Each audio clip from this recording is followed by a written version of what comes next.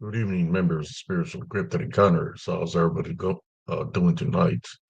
Those who follow Spiritual Encrypted Encounters on Facebook, and for those who follow uh, HCS895 Short Reels on TikTok, how's everybody doing this evening? I hope everybody is doing great. As for me, I'm hanging in there, brothers and sisters. Send an invite to Cousin Jesse real quick. I hope everybody's doing great.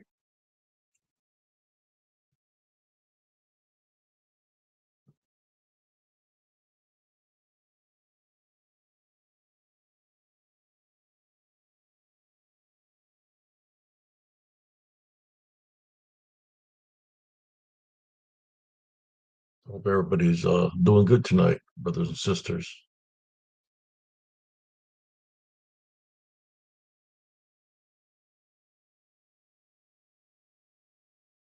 I'm fixing to get into YouTube and share the live to some of the groups I share on Facebook, brothers and sisters. Hope everybody's doing great.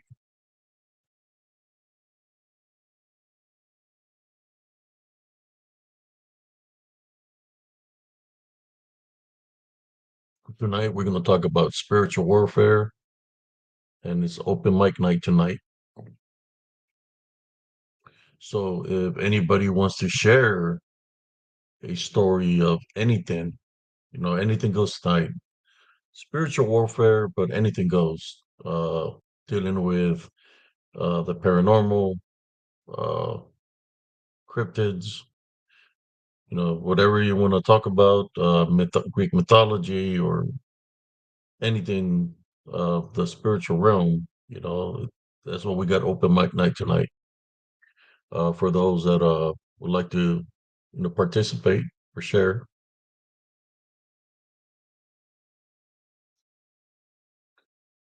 I'm not sure. If I'm thinking he's doing okay, or he's going through some things, but he's hanging in there. We all go through something. Sometimes, it just you can let the things that you're going through be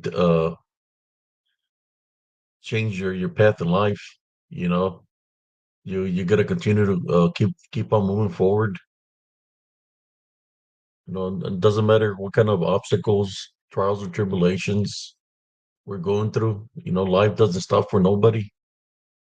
So you got to correct yourself real rapidly, uh, in spite of whatever you're going through, and toughen up to be able to overcome the obstacle, or the trials and tribulations you're going through.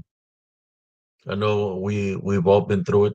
I've been through it numerous times, and I continue to push forward. I mean, whether it's a physical condition because of ailments, things that I got exposed to when I was in the military, uh, exposed to all kinds of things, chemicals, depleted uranium, and I don't even think about that.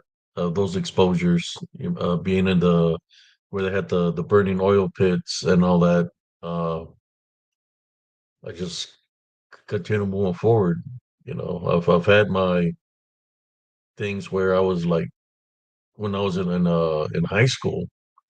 When before I joined the military, it was a pretty like a track star. Like for our run was pretty good to long distance runner, and when the combat came back, and I started having all kinds of problems with my health, breathing wise, and which I couldn't run like I used to run before. It's like because of all the exposure of the chemical where I was at out there in Operation Desert Storm.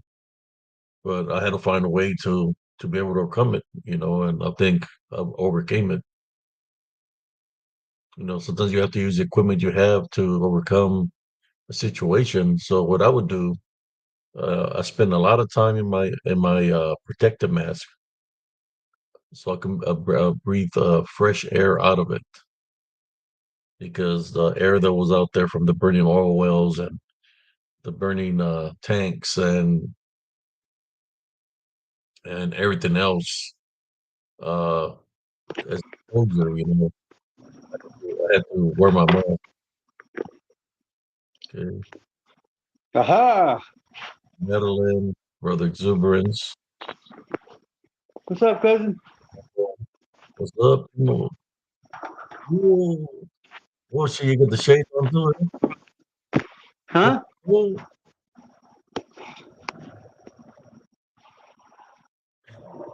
Yeah, I just decided to put them on tonight. You know, I decided to be a copycat and put mine on too, but now I can't read the comments.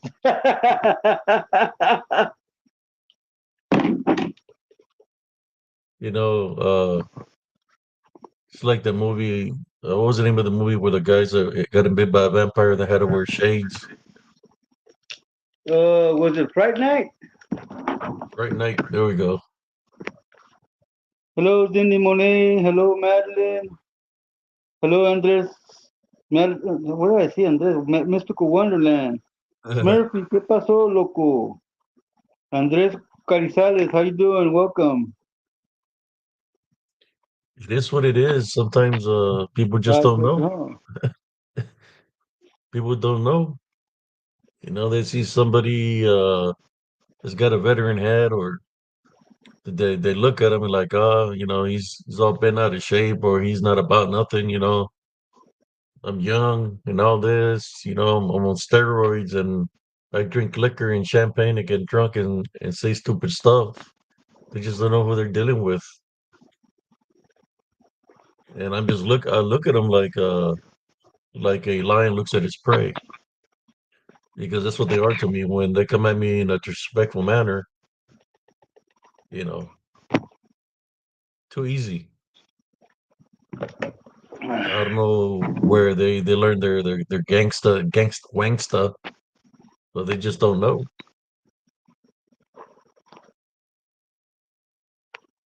I'm cheating, cousin. I put my reading glasses under my glasses.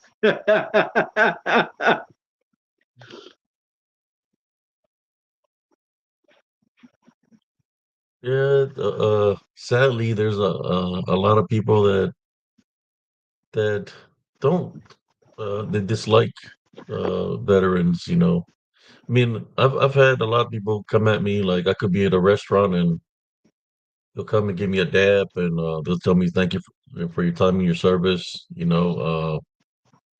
I've seen some people look at me when I have my hat and they look at me like they think they're bad. Like because they look like they're street they're from the streets. Wangstas or gangstas.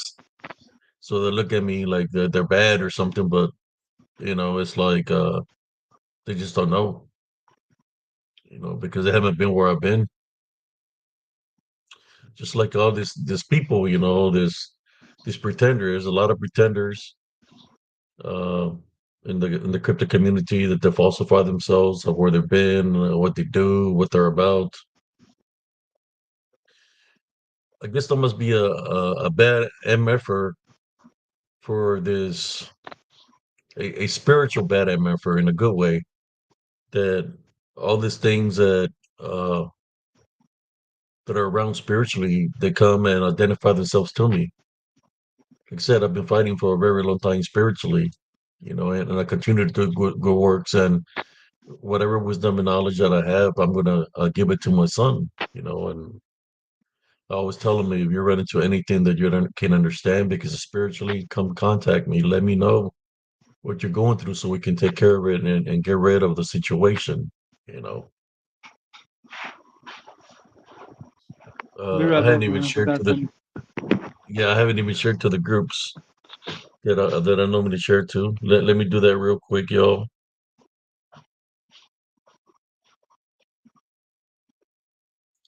So I hope everybody is doing good.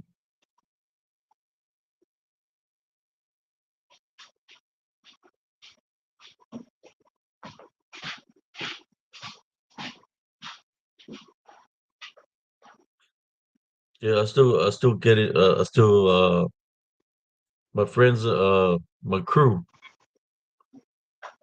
that went out that was out there with me in Operation Dare Storm, which were my tank crew. I still got them all on my friends list, except my lieutenant. He kind of hides from us, but that's the way officers are. They like to hide. An officer is trained differently than a non-commissioned. I mean, is then they get trained differently than we do.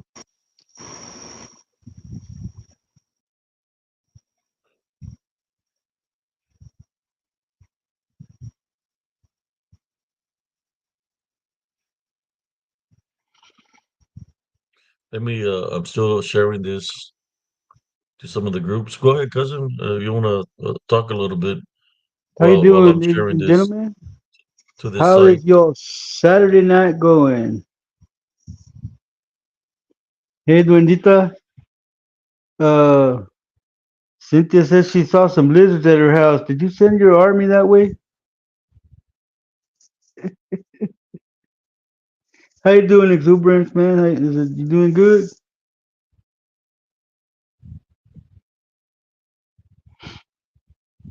Lizards.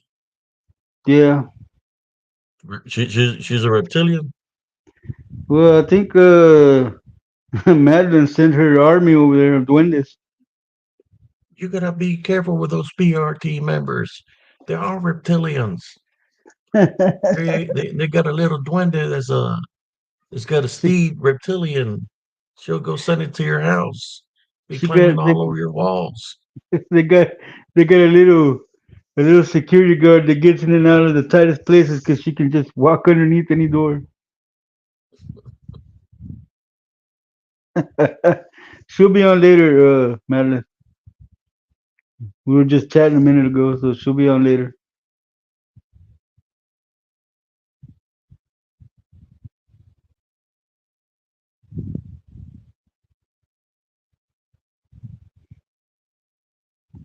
I'm still sharing to some Welcome, of the groups Bernard here. Fox. How you doing, man?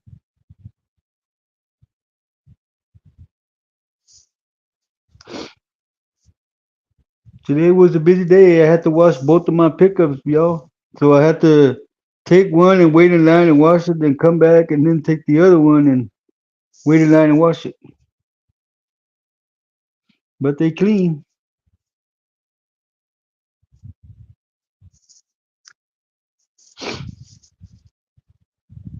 You working a double tonight, Duendita, or just a regular shift?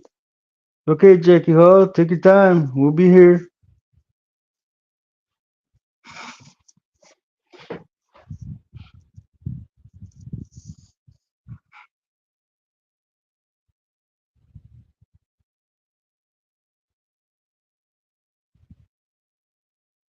Like spend more time We don't sharing.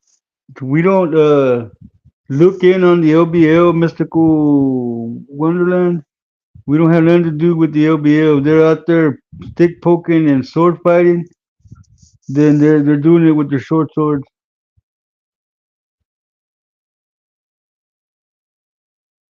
Oh, so you got?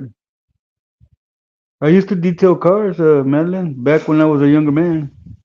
Welcome, Navidad Angel, Let me to go the back show. and catch up. Check out the comments real quick before we continue. Probably pretty backed up after. Yeah, for some reason it takes a long time to be able to share to the groups.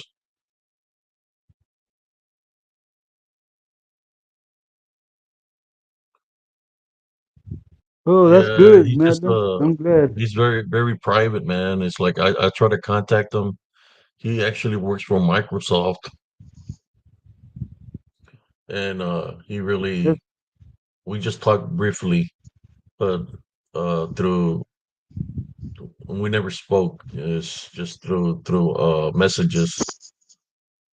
I found him through a site, but yeah, it was the only one that I've actually talked to is my loader, which he works in Washington.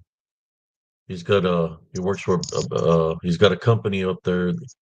Basically, he works for a company that handles all the high tech stuff for for the Navy SEALs or any kind of the Green Berets. He handles high tech equipment. It's a high tech company, so when you think about Tony Stark's, well, that's what he does. So he works with all the new technology, weapon systems. Hmm. So he's up there, you know.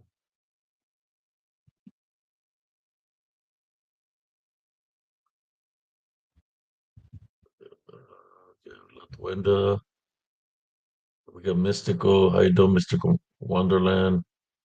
Heard somebody was talking about who? The LBL. Yeah, we had heard that there was a lot of stick fighting and sword swinging going on over there.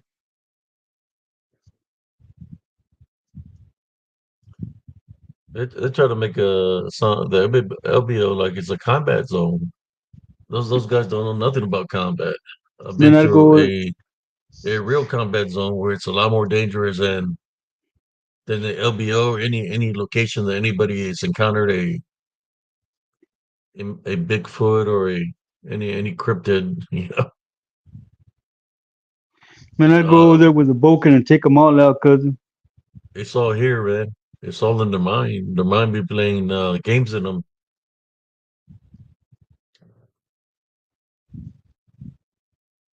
Some of those people, man, they're really really lost. Actually, where uh, they speak to the shadow figures, and they're saying it's a family of Bigfoots or a family of Dogman, and they call them shadow people, or they take pictures and thinking they're saying it's a Bigfoot, and I'll be like, okay, if it's a real Bigfoot or a real Dogman, how come you say they're your friends? How come you just don't go hug them and take a picture of them, a selfie like this with them, right? If they're your friends, it's because they're not going to be able to capture a image like that because it's an imaginary friend. It's all in their mind.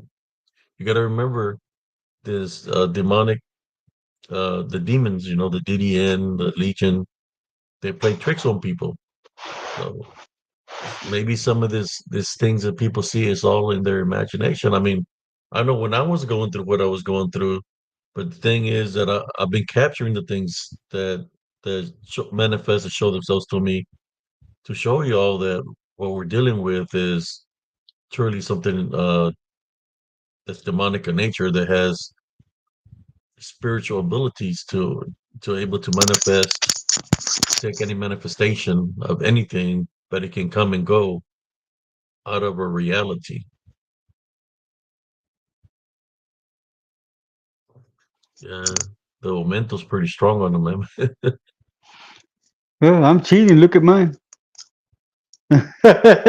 Oh, shit. The only way I can read the comment. Somebody said they went fishing all day. That was Okay, Lawrence. That was Lawrence. He said he didn't catch nothing. He might have caught mosquito bites, but that's about it. that's right, Sister Nels Angel. Yes, Madeline, this is definitely a hug-free zone. No huggabus, succubus. I'll be right back, cousin. Let me It's go. not. Let me go do Uh, something real quick. it's like a lot of these people. I'm a good guy, but I'm not going to bullshit somebody. I'm not. I'm not going to try to get people to believe in a Bigfoot or tell you to believe in a film that somebody created that we know was fraudulent. I'm not going to tell you to do that. People that want to continue to believe in something that's fraudulent, so be it, right? That's them. I'm not going to bullshit you. I'm gonna be straight up the truth. For all those people in the field, cryptozoologists, or think that they're trackers or professionals, show me the freaking proof. Show me a body. Show me one in captive.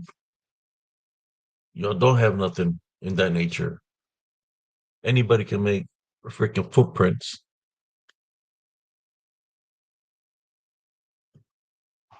Show me something that's real.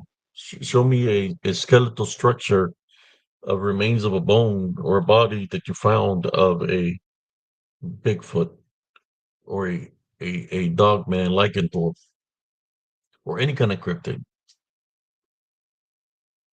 You can't.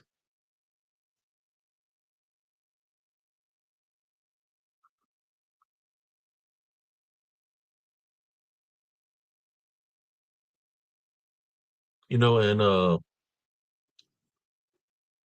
if people misguide people, telling them, okay, uh, go ahead and believe, say anything you want to say about Bigfoot, but it's got to be whatever you say about Bigfoot is it's got to be real.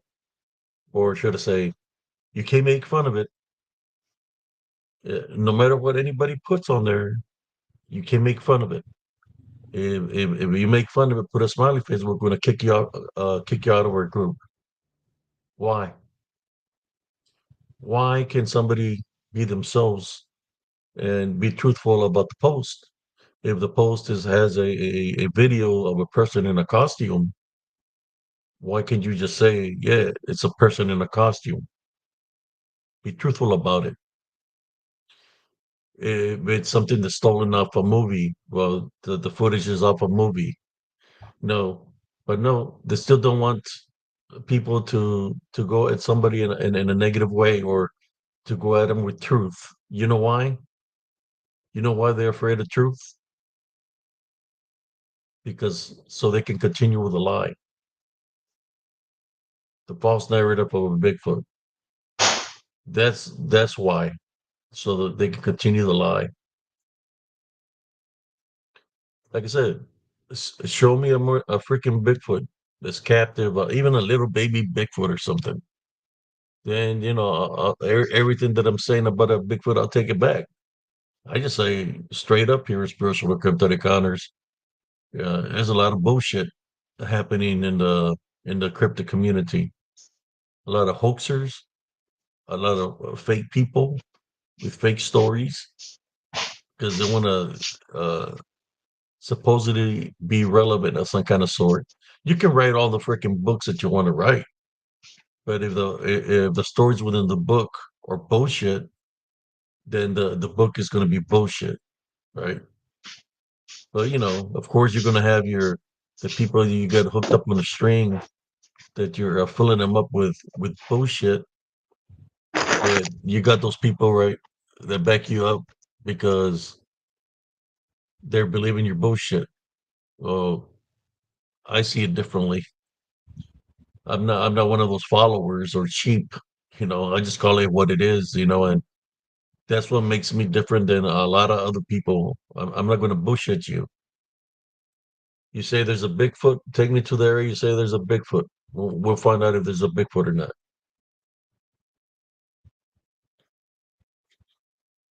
But you talk about you want to go camping. What's camping going to do? Where you go? Why you want to go camping?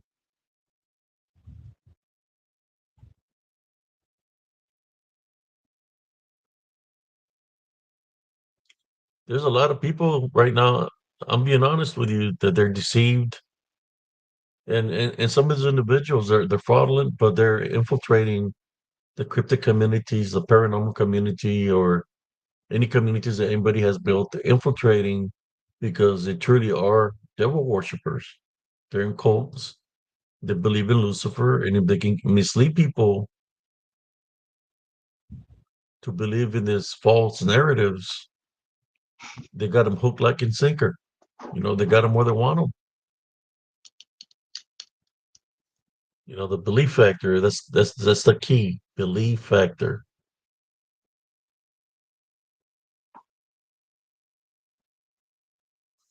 No, I've had to hold back many times from people. I just don't.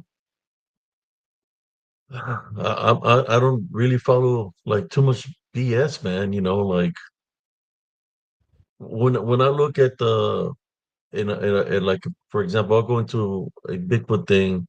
I look at the material and it doesn't impress me, man. Like because I could tell that there's a lot of crap in there. Some of the footage that they put is ridiculous. A lot of AI, people in costume. It's like how could evidence should be something that you captured that you say, look, this is evidence that I got. For example, I created a short reel before I came on live. Y'all remember when I told you that when I was walking down the path that there was a cold spot, right? Well, I created a short reel today before I came on live of that location in the path where you could see something mist-like, right? Where if you will go through it, it's going to be a cold spot. I created a short reel. I know Brother Exuberance is here. If you want to place a short reel or Sister Madeline, uh, I just created it right before I started the live. Yeah, I was just looking through my messages and saw that. Thank you, Exuberance, for sharing it. There it Get your is. It's finger on the called Cold trigger, brother. Spot and Center of Path. Yeah. Oh man, let's see some of this lighting over here. Future so bright, you gotta wear shades, cousin. Yeah, but I don't want to hurt my eyes too much, but 'cause I can look at the comments and talk about it. You Did, know, did, did they dilate your eyes or something? well, I'm looking at the comments, but it's straining my eyes because Oh, okay, I'm okay. looking through the darkness. But I can leave them on. So I'll pop Right mine now, off, man, because I'm gonna take them off. I just had it on for a little bit. I'm straining my There eyes to we read go. the comments. And I'm sorry that I'm talking about this, man. And you know, I know when I started doing this originally, it was a group called Positive Spiritualists. That group still exists, but it stopped growing because I got attacked by paranormal community, cryptic community, because I was bringing the spiritual aspect out of to the equation of a lot of things, right? Because that's what I'm about. I mean, I've been fighting spiritually all my life since I was a kid. So that makes me who I am now. Yeah, I do have, you could say, over 52 years of experience because I started doing this work since I was 3 years old. So I've been having a lot of spiritual wisdom and knowledge throughout the years in which if I do know something, it will be the spiritual aspect out of it. And also, if I knew something that was in the flesh, well, I would know it because I was in the military 10 years and we train in day and night in the woods. Welcome, And Skinbird. I will tell you what's out there. Uh, there was some strange activities that would happen. When we talk about Bigfoot, throwing of rocks, it would happen all the time. Where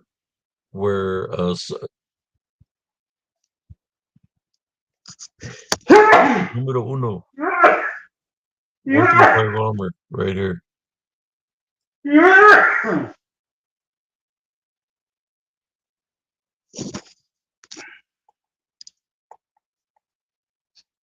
You know, if if if I would have ran into a Bigfoot with my tank or something of that nature, I would tell you. I would tell you, hey, yeah, the Bigfoot is real.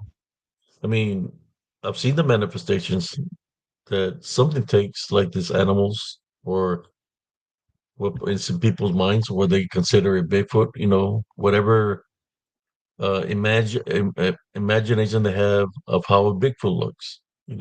This DDN demons, the Legion, other beings. They have the capability Thank to you, Tito. manifest to look what you think in your mind. Gracias, Tito. They'll do that to use it against you, Thank so you, you can Mr. believe in it. So I'm just saying, there's a lot of people, uh, in a sense of a way, they think that they're some kind of that they communicate with these things like they're somebody important because they can communicate with them, but they're leaving the soul a spiritual opening because it's not a communication. Is they're opening their doors, their heart, their eyes, their ears, and allowing it to enter them. That's the communication that they're having, in which it's a form of possession or a form of bondage, in which in the long run, because the DDN or the Legion or demons, the main mission is to try to bond somebody, infest the individual.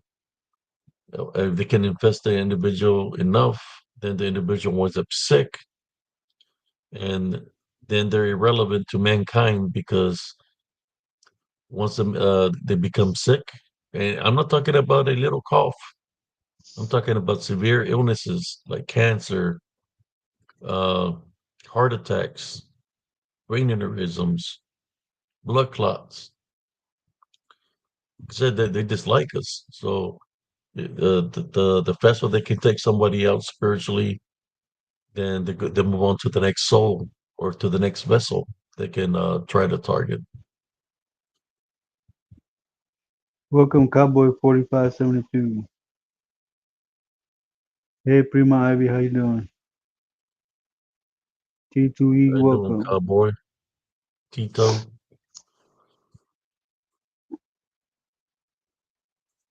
Yeah, but I'm just talking right now. It's open mic night for whoever wants to speak. Spiritual warfare. Like I said, I've dealt all my life.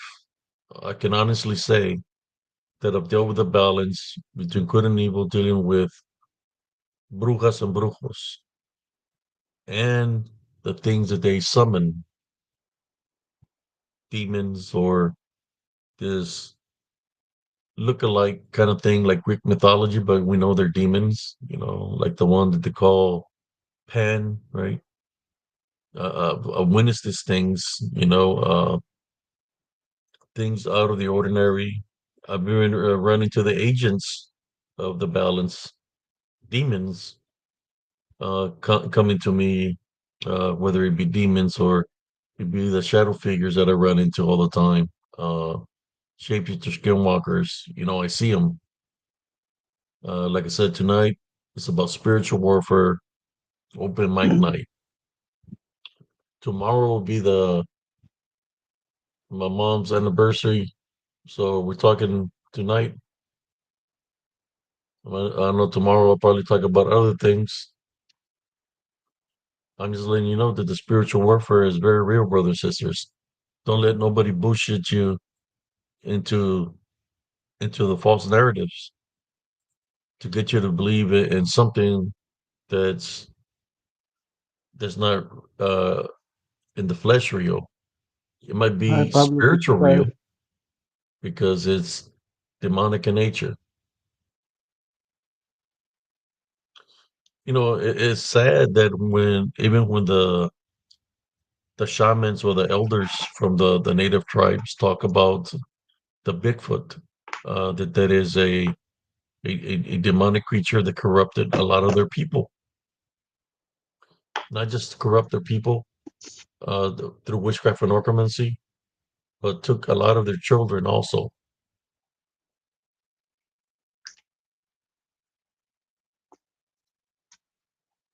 Took their children into the woods. What it means took, it's because it took them.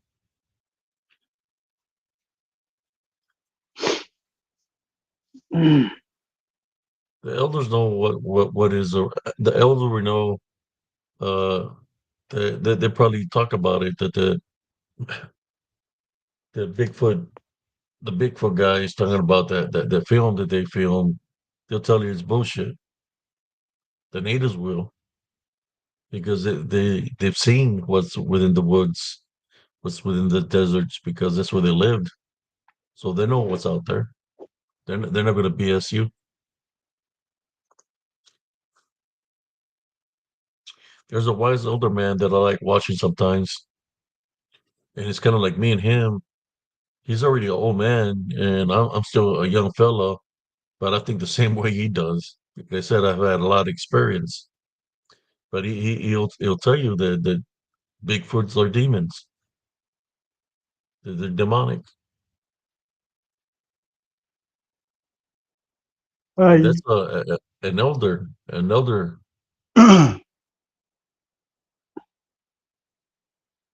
Welcome, Eve Ayer.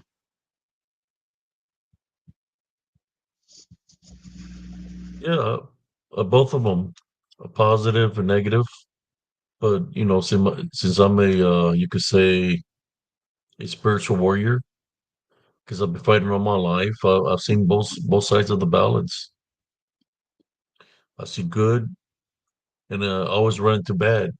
Not that the reason I run into bad because they have to identify themselves to me. So if somebody's being bonded or possessed, the demons that are bonding or possessing an individual place that person in my path intentionally just to see what I'm going to do, but mainly because they have to identify themselves to me.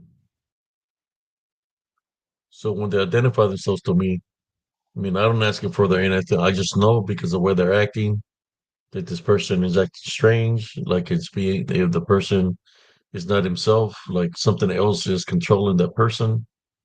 That's when I know what it is that place a person in front of me because they're identifying themselves to me.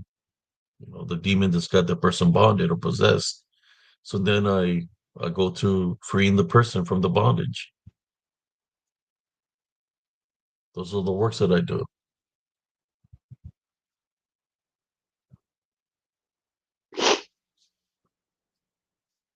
Man, these allergies started acting up early today.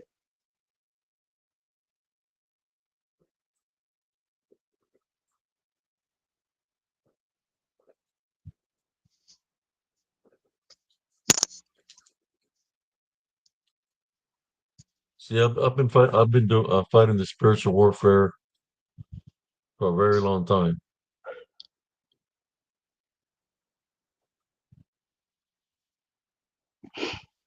Really, Skimmer? Your friend saw Bigfoot and you have seen the angel of death?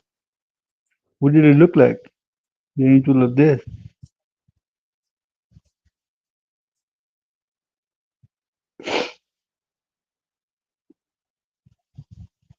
Sherry was in my tank out there in the war because my tank name was Death Angel when I was on Operation Desert Storm.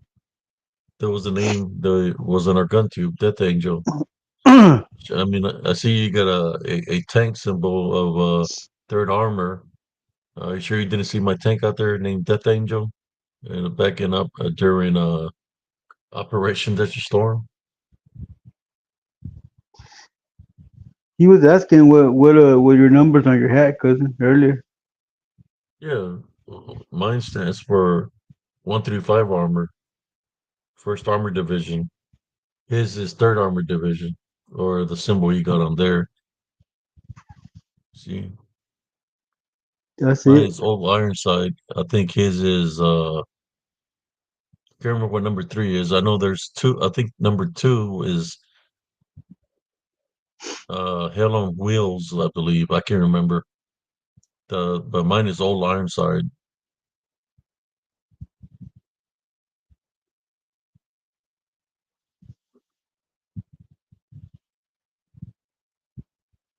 Was in Friedberg.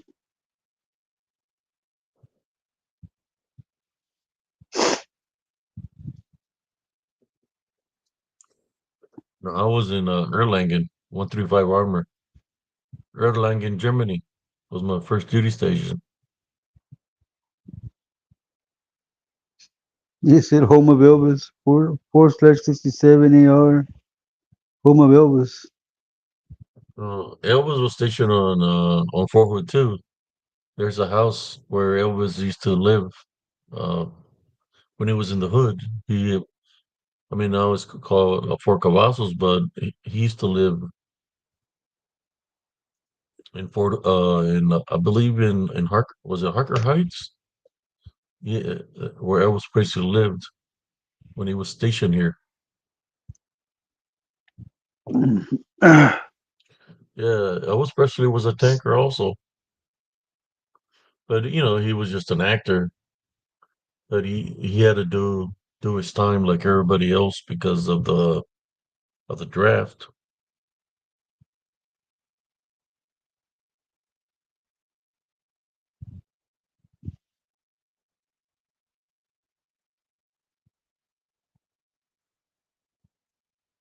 Yeah, I was in a 135 armor.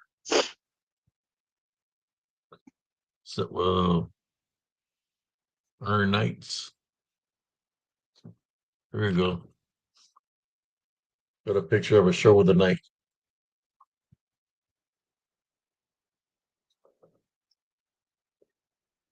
That's the one you were talking about, cuz that you like the Templar and the knight. Yeah, that's the shirt I like, man. A knight? Wearing a knight. Was you was you in the military, man? Was you in Operation Desert Storm? Talking to Skinbird. Mm-hmm.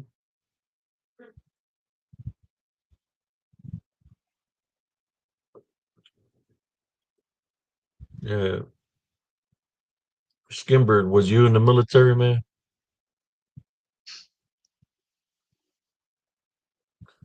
What years did you serve?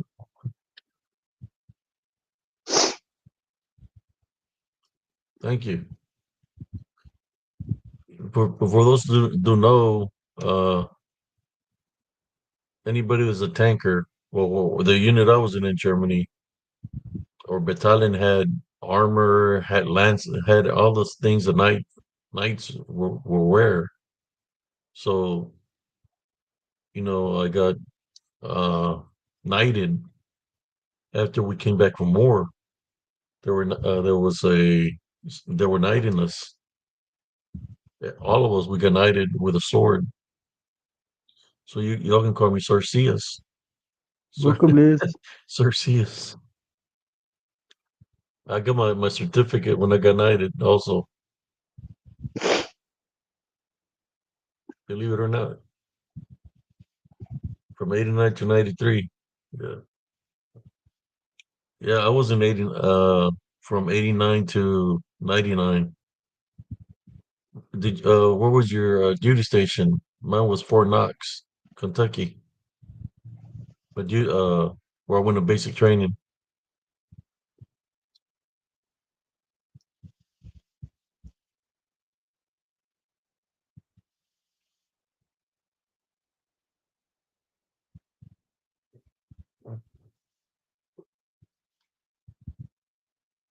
Oh, so you wasn't a tanker.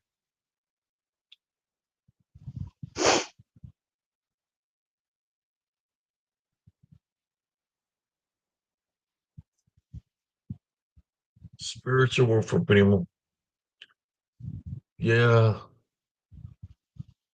it's kind of like these with the spiritual. Let's talk about the spiritual aspect. And I'm sorry, I don't mean to offend anybody.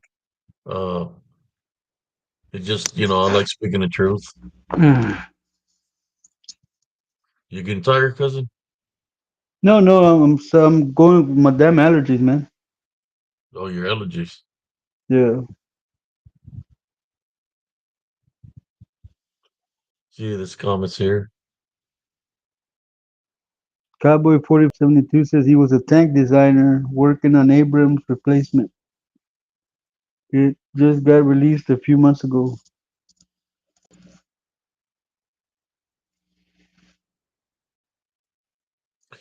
Well, I have a friend that works up there in Washington, man. Uh, Maybe I can get you to link up with him. He's like in charge of a big company that works with the government, works for the government, dealing with high tech equipment and the new tanks that they're building and all that. That's what he does.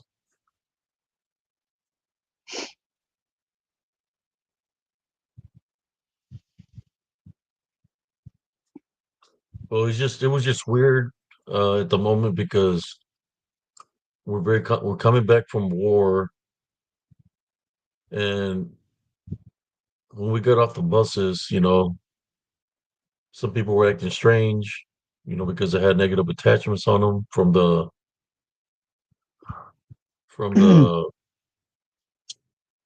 the DDN or Religion. the the gin, where some people were being violent. They were trying to beat up their wives. So I was just praying and getting in the middle of a lot of things because I knew what was trying to happen. So, but when I got knighted, yeah, it was a pretty good feeling, because you know what you had to do. You went a combat, you survived, you made it back in one piece. So yeah, you're gonna be happy. It's just you don't know that just for that little moment you might be happy that you have to carry a lot on you for the rest of your life because of what you had to do, you're always gonna remember. The spirits always make you remember. Those times where I'll be asleep and I wake up, my spirit is somewhere else, and I look and it's like I see like the Battle of Medina Ridge. I see a location where it's like sunken in, and I see all these tanks. The problem is all these tanks that are around me are not our tanks. They're the T-72s, the enemy's tank that we destroyed, and I see all these people inside the tanks looking at me, you know, and I told them, look, so I'm sorry what happened to y'all. It's part of combat. I mean, I can try to help you spiritually. So, I prayed for a lot of the souls, for them to be able to cross over. Yeah, the spirits will come to me, and you could say, I guess, not torment me, but they showed themselves to me. They said, I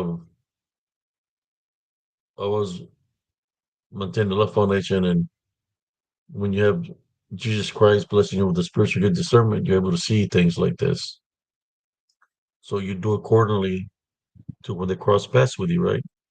So I see all this ghost of dead soldiers, and they look sad because they want me to pray for them to help them cross over, if it's meant for them to cross over.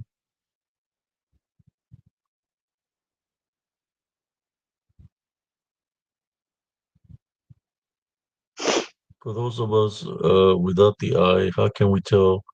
What do we look to see for someone is demon possessed or just crazy? Uh, yes, Brother Lawrence. I would say, Cowboy, is put it to a spiritual test. When they're Okay, acting mi bro. strange, when they're acting straight, say God bless you or love you, and if they can continue to act strange, then you put it to the spiritual test. Say, I tie, bind, and rebuke in Jesus Christ's name. If the unclean spirit flees out of them and the person becomes normal, then right there and there that the person's not crazy. It was just being used to come up against you because it was being bonded. It's part of spiritual warfare. It's the hardest thing that you can do. Um, the hardest thing you can do is not allow the BS, the negativity into your foundation, your heavenly foundation. You keep it out. Doesn't matter what they're saying to you, you don't accept it. It goes back to the sender, and that's how during spiritual warfare, brujas attack. Witches, warlocks, sorcerers, whatever you want to call them, they attack that way. And the unseen forces, demons, dark shadow spirits, anything of the negative side out of the balance. If you leave an opening, they will attack through that opening.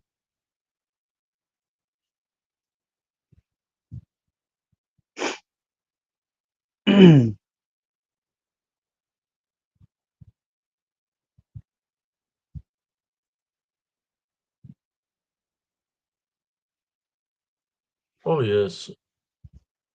Well, it's the way it moves. Sometimes it's not even the eyes. You're able to see it where the face is being distorted, and you're not seeing the true face of the individual. So when there's movement in the face, not a you can't see me, a John Cena. When it's when the spirit is moving in the face, you can't see the face of the person. That's when you put it to the spiritual test, tied by name in Jesus Christ's name, and the unclean spirit is going to flee. And then you're going to be able to see the person's face. You know, trust me, I've seen it when it happens that way. It becomes spiritual warfare, and half of the Anybody time, the want people to? don't know that they're being used that way. It's open mic night. Anybody want to jump on and share? Remember, ladies and gentlemen, sharing is caring.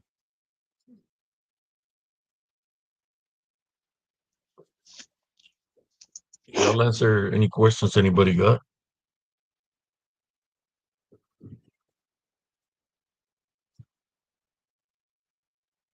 Ooh,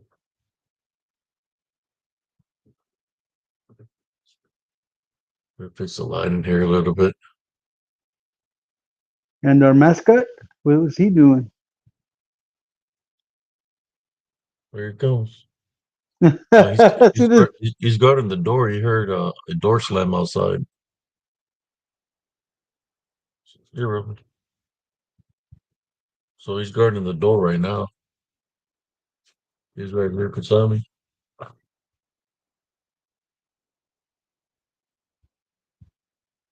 Oh wow, really, Mystical Wonderland? Don't do that to a huge cop with a gun pointing at you. She rebuked in the name of Jesus, and that demon shot her dead. That lady Sandra. Yeah, I heard about that, Mystical Wonderland. They're charging him with murder.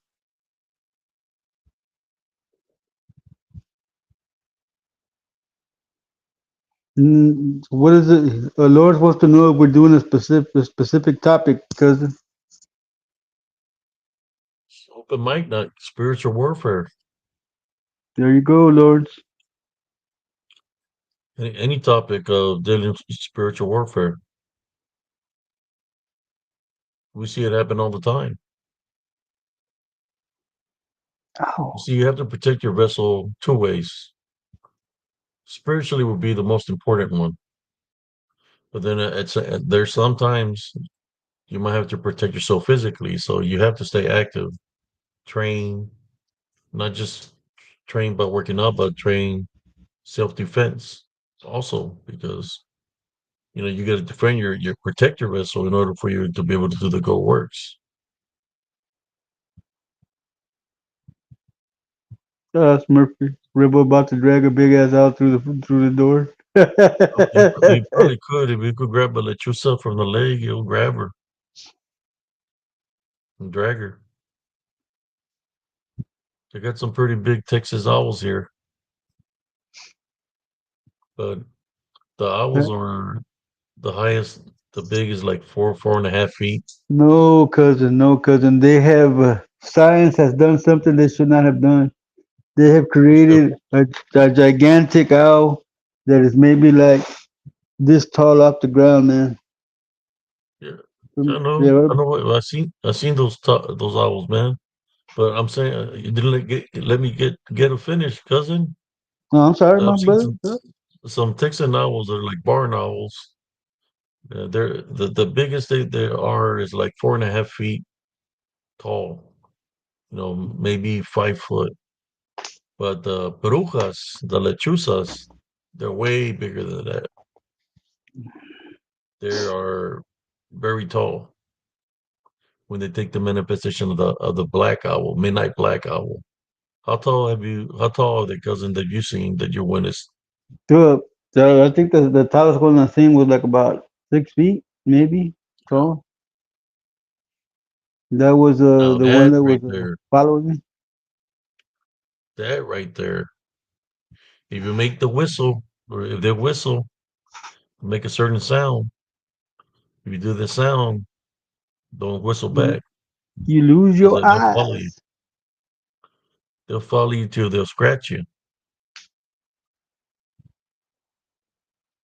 So that's a manifestation uh, dark witches take. We call them brujas, but also like you could say like a form of a harpy. Harpy is, I guess, a mythological term, right? And sirens is a mythological term. So, yes, anybody want to share something? Tonight is open mic night for anybody that's here.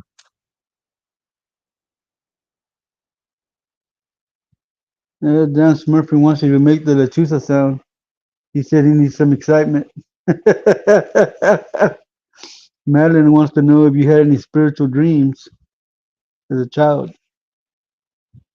Yeah, but I had dreams, but I was always being attacked, man. Even then, they was trying to guide me the wrong direction. A lot of sin, like a lot of demonic spirits, spirits of sin, spirits of just they were all coming at me, or I could sense them around me. So I would just do a lot of praying, because when they're trying to bond you and you don't have really a love foundation and you're just trying to go with what you got, it's hard. That's where a lot of negative seeds are planted in those times where nobody's there to really guide you spiritually. You know, y'all got all these women screaming no, no lechuza sounds. They're all scared. Sister, I would say to uh to mute it. Welcome, Jaime Alanis. ¿Cómo estás, brother? No lechuza Yeah, nail there's sounds always people tampoco. that show up on the live afterwards, and they're like, "Hello, is anybody there?" And I tell them, "Man, I'm on restream. If you ever see it live, go check it out on the restream. But guess what? I'm live. Like, go at the restream live. You know, Welcome, Walks with Bear. it was always the same people that try to talk to me after the live, and they talk to me off of YouTube, or they're in one on Facebook trying to talk to me like, how come we're not live? It's because the video already happened. You're just watching the replay.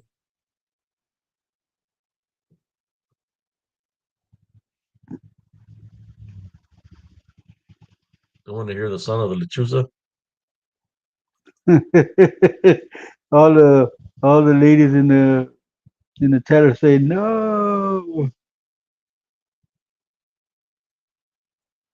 So since we're talking about lechuzas, we cannot leave out brujas.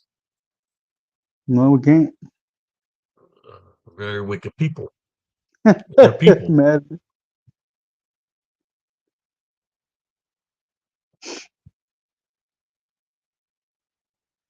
Madeline said that she works in an area with strange activity. No jodan. No tengas miedo, duendita. No tengas miedo.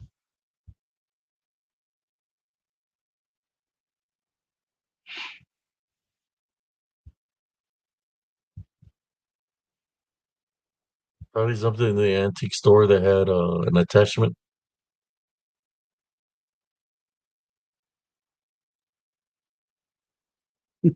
Never Angels, you said you seen one, lechuza. You got a lechuza store for him, primo? Since nobody wants to man up or woman up to share Yeah, an man. experience. Just like when I dropped my friend Juan Garza off at his grandma's house, man, and I walked home, and I took a different route to the house.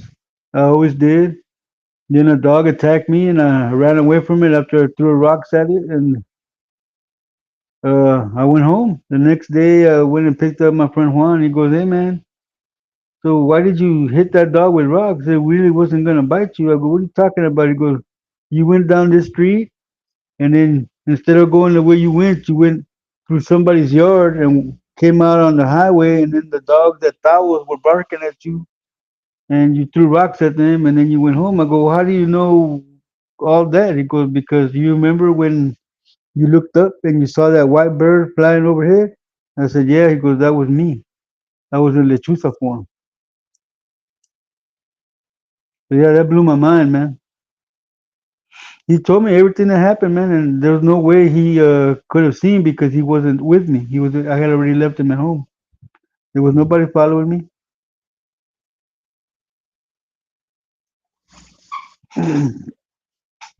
So yeah, that's my lechuza story, cousin. That actually happens. I can't believe that up to that point I didn't know he could do that. After he told me that, I was like not really wanting to be his friend, but he was my friend, so I couldn't like just drop him, man. So basically, you're saying that he's damned already. Dude, he's real sick, man. He's real skinny. I'll be right back. Hold on. Ugh.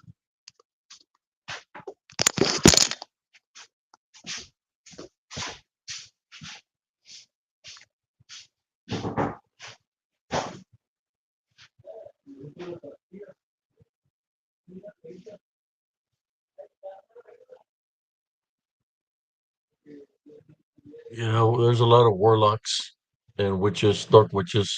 When I was growing up, you see them flying in the air. A lot of them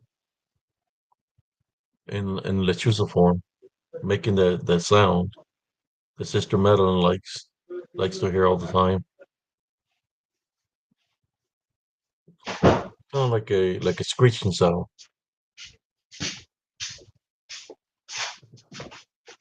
Oh, but it's a whistle, like a whistle, the sound that it makes, like a screech sound. There you go, Jaime. You said the flower it sells all the time. what?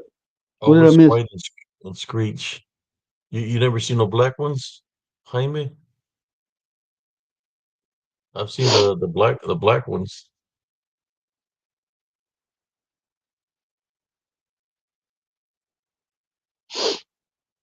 The BB gun ain't gonna do nothing to it, bro. It's gonna piss it off. You're just gonna piss it off. Uh, they're real big.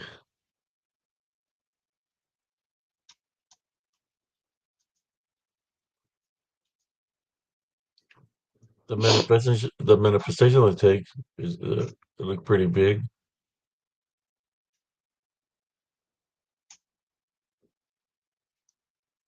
If you whistle, they'll come and try to get a hold of you. They're gonna try to scratch you in the eyes and los ojos like Jeepers Creepers. That's a pretty slick move, Smurfy. That way he makes it, and all the ladies in the chat get spooked. You caught him, man. You caught him.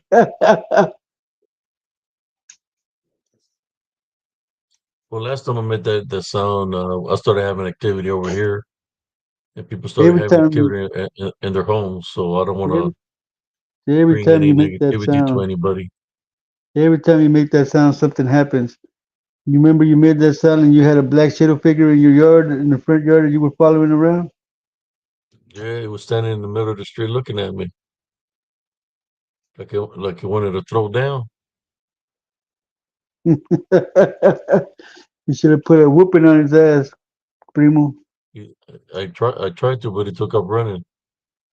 I was fixing to type Bible rebuke and Jesus Christ name, and he took off.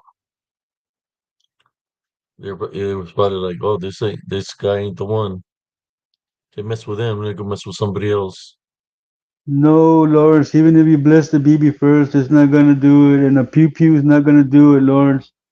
The only way you can bring him down is saying the seven truths backward or the Ten Commandments backward, and it'll start circling while you're going one by one, and then it'll land. And in the morning when you go, there'll be a lady or a man there that can't move. They can't move unless you release them.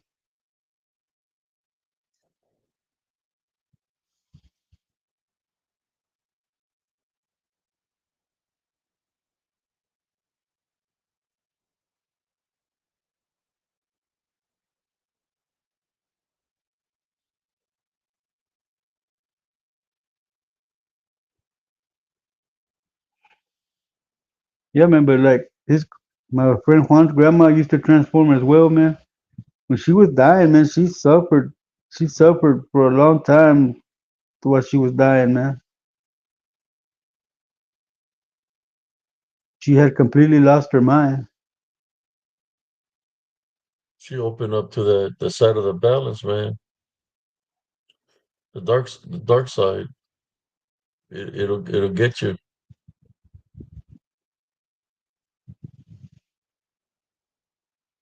Like I said, right now, man, you remember how he was back in the day, bien forjado. He's all skinny, man, and pale. That diabetes is whooping his ass.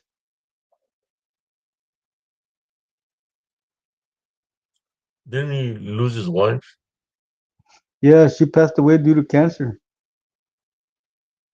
There you go.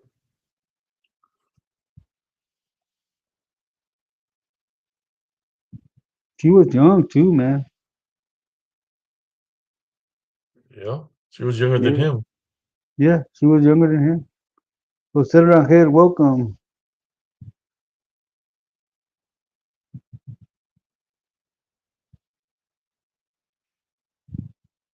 Yes,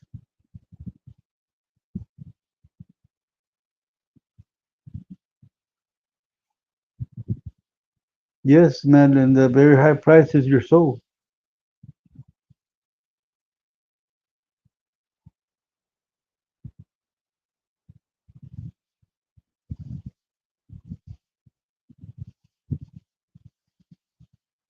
You know, they seem to think that it's giving them power, but it really isn't, Lawrence. It's the things that they think they can do is not them. It's the unseen forces that are around that are doing it for them.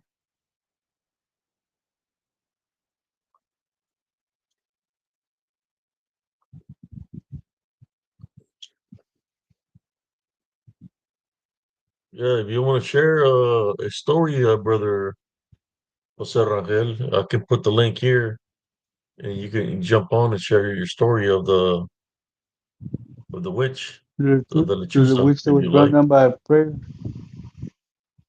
Check it out. I'm gonna put the link on here. If you want to share a story, just click on the link. I'm placing it here and up on top. So here you go. He said, thanks, too shy. He appreciated it, though.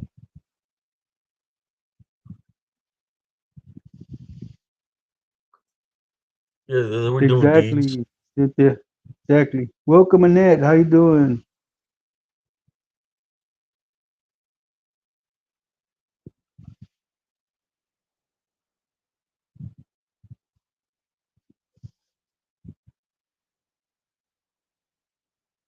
Welcome, Stone Hobbit.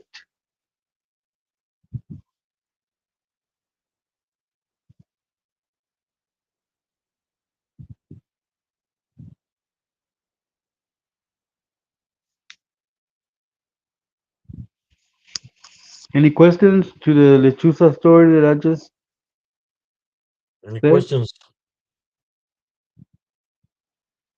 Will do my best to answer. Boy Scouts honor. I was never a Boy Scout.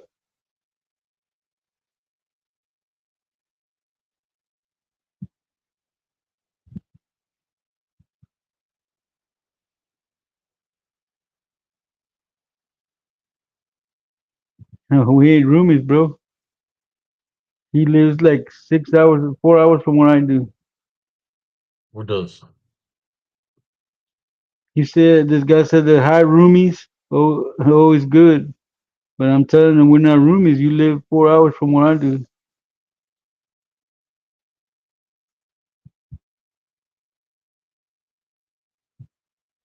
Thank you, Madeline. You let them know, girl.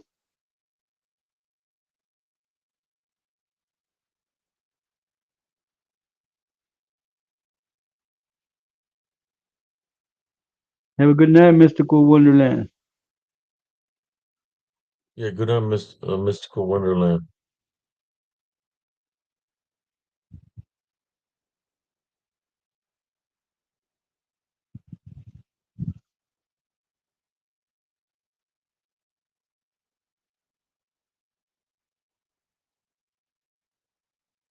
Yes, Lawrence, I agree. No, no huckable succubus.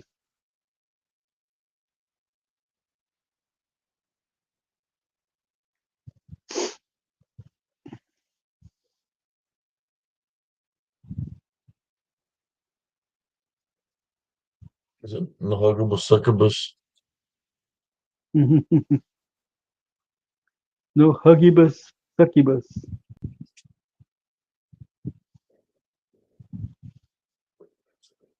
I used to see them in numbers. The lechuzas, especially when we're coming back from up north, when we're getting to Texas.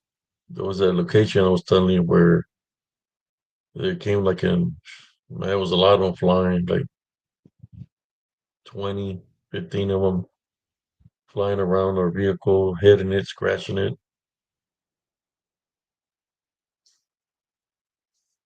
Too many of You them. will excuse me for a minute? I'll be right back.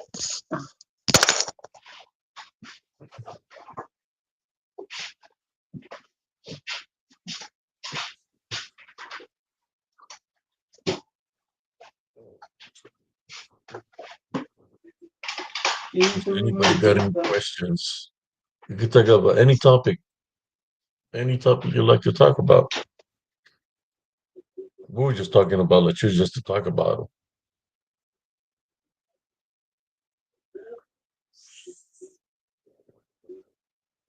Okay, I will do the sound.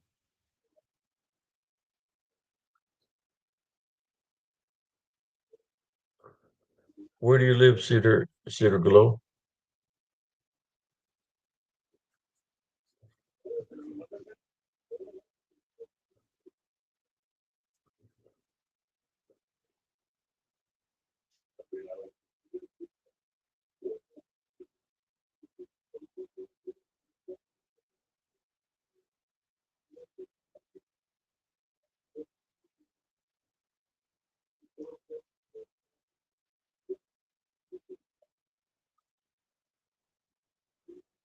Yeah, incubus attacks a female, and the succubus attacks the male.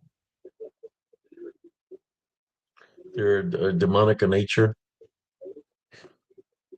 What they do is they attack you spiritually and physically, sexually. That's how they Yeah. attack. They keep you preoccupied in the when you're asleep, like nightmares and stuff like that. But they attack you. You have the spiritual opening. They'll remain around you to you'll get rid of them spiritually. They can start. They can make you have all kinds of health issues.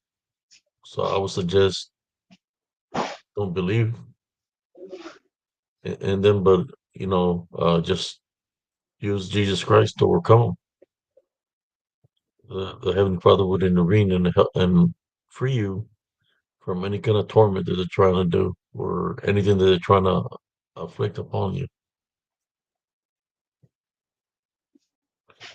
No, no, I haven't speaking to a native person yet, but I do have a friend that's native, and she said that she's seen the skinwalker shapeshifter in while I was going live in the woods. She said she's seen them also. I don't know which native she is, but she's a native also. I just can't remember uh, how much, what her origin, or I think her origins are from the natives here, from this area, to my understanding, but I'm not for sure. For some reason, I just started itching. I got maybe it's allergies. I don't know.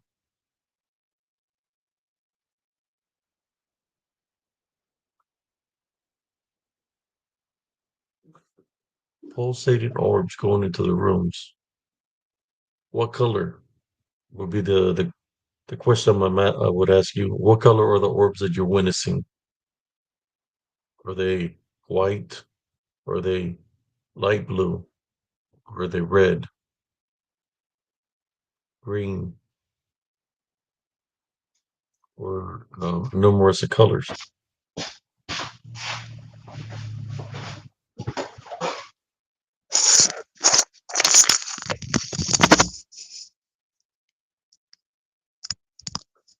Yes, while they're asleep, they keep you busy in the dream. Like the guys, the succubus attacks the guys, and in the dream, it's many of them coming at you spiritually, trying to keep you interacting with them in the dream. So like that, your body is not waking up, but what's there attacking your body, you know, for the males will be the succubus. For the females, it will be the incubus, which is a male demon.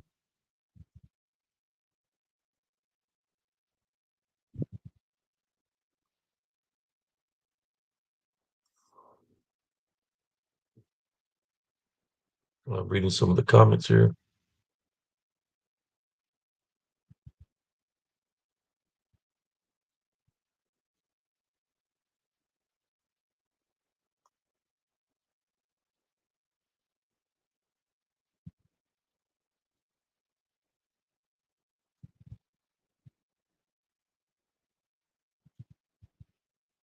Okay. So white clear with yellow and red outline. Yeah, you got to be careful with those, especially if it's got red or like a fire color, like red and orange mixed together. You got to be careful with those because those can bond you, make you feel very ill. And we lost a lot of people that way because of the spiritual openings they had when they encountered it.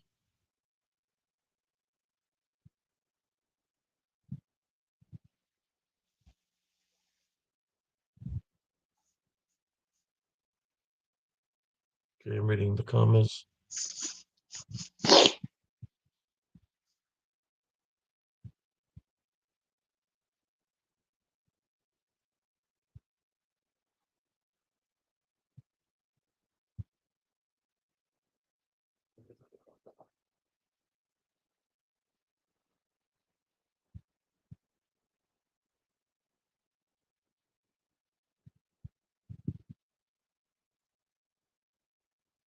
Okay.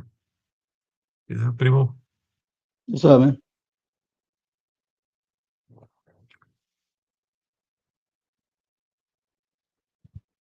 Yeah, those are dangerous, Jaime. Red and orange combined. I got a picture of one that I said that, and when I took a picture of it, is because I heard somebody say something to me. I took the picture at nighttime, and you could see that there's something there.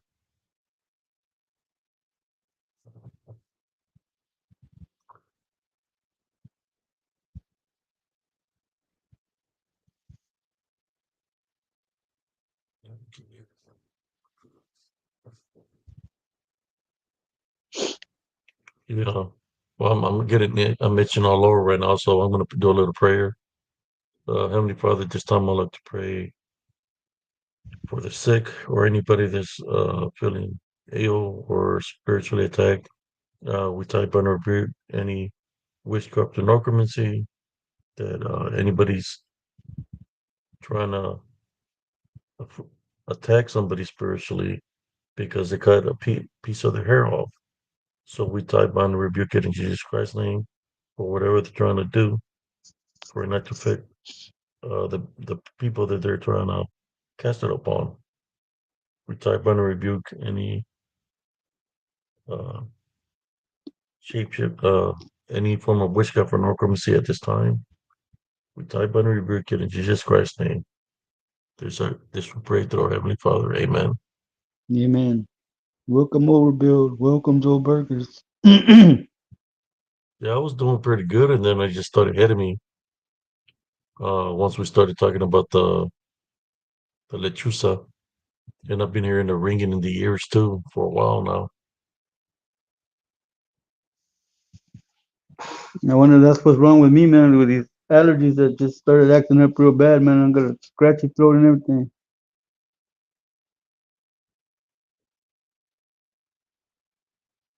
I've been itching, and I haven't been to the woods, so it was just the season. Okay. So, ¿cómo la ven todos? What we're speaking about, I know yesterday was pretty interesting. Talk about the sounded like somebody said something, but it's just my imagination. I know you got church tomorrow, Primo. I'm not trying to keep you up too late tonight. No, man, As I for can go a me, little while longer. I can go a little while longer, cousin. right? I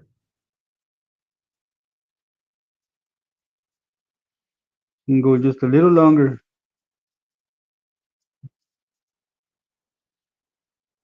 Me la pasé todo el día rolado ahora. No me levanté hasta que fui a lavar las trocas.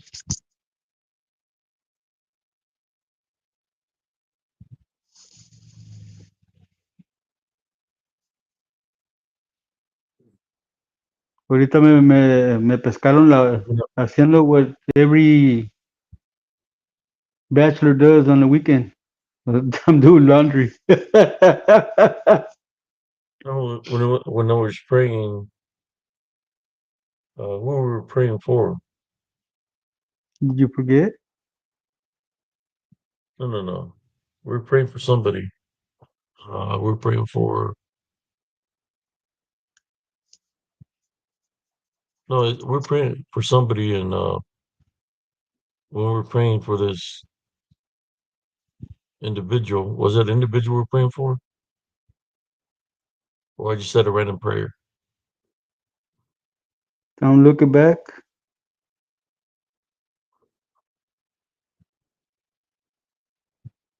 I thought you just said a random prayer because you're feeling itchy.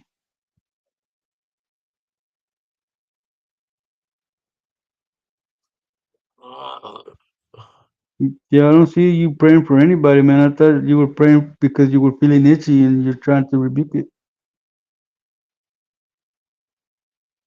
somebody just remember who it was.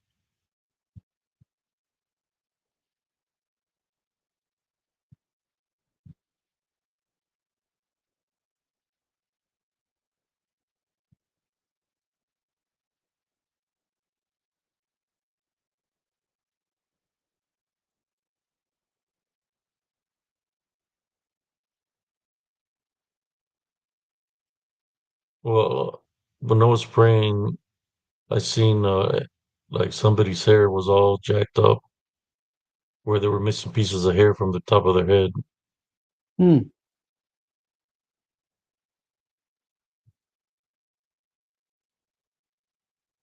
Like I guess somebody had done some brujeria, or somebody was trying Hmm. to do some brujeria. think that's why I went into prayer.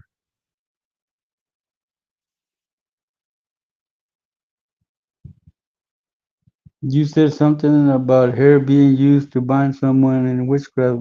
Lord said,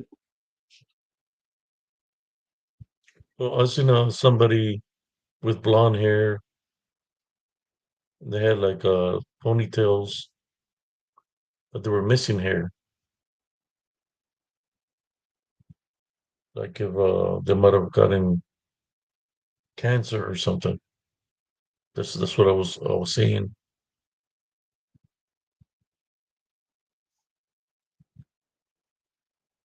apparently, Stone Hobbit sent you a video, Abe. He says he's CH from Facebook.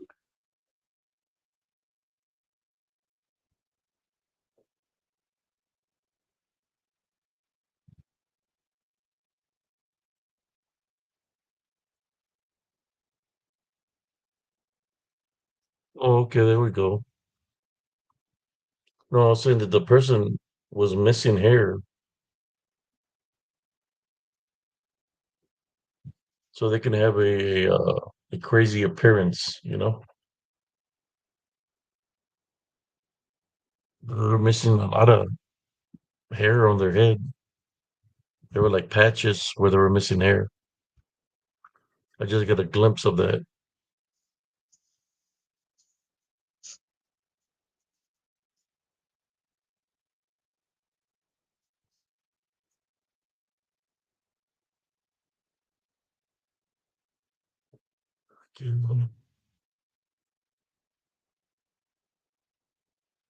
Oh yeah, it was fit.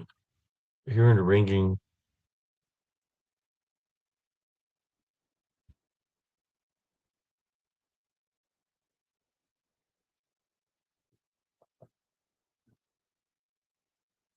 Yeah, that happens a lot, man.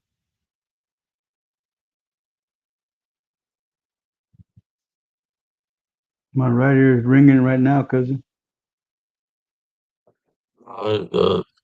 They were ringing there for a while, but they're not ringing right now. Mine is this one right here. I hear a high pitched ringing, and it's just getting louder and louder.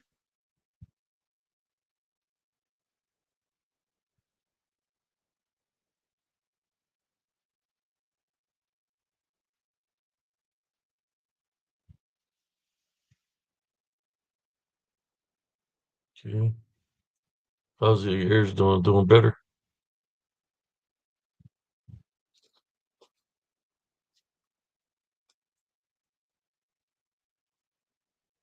1 hour, 28 minutes, cousin.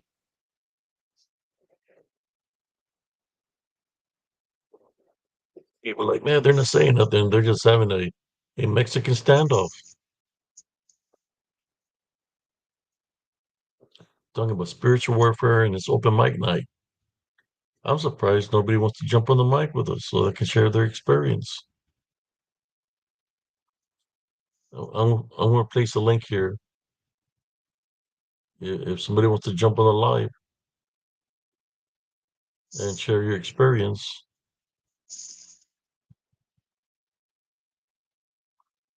there you go. Y'all can.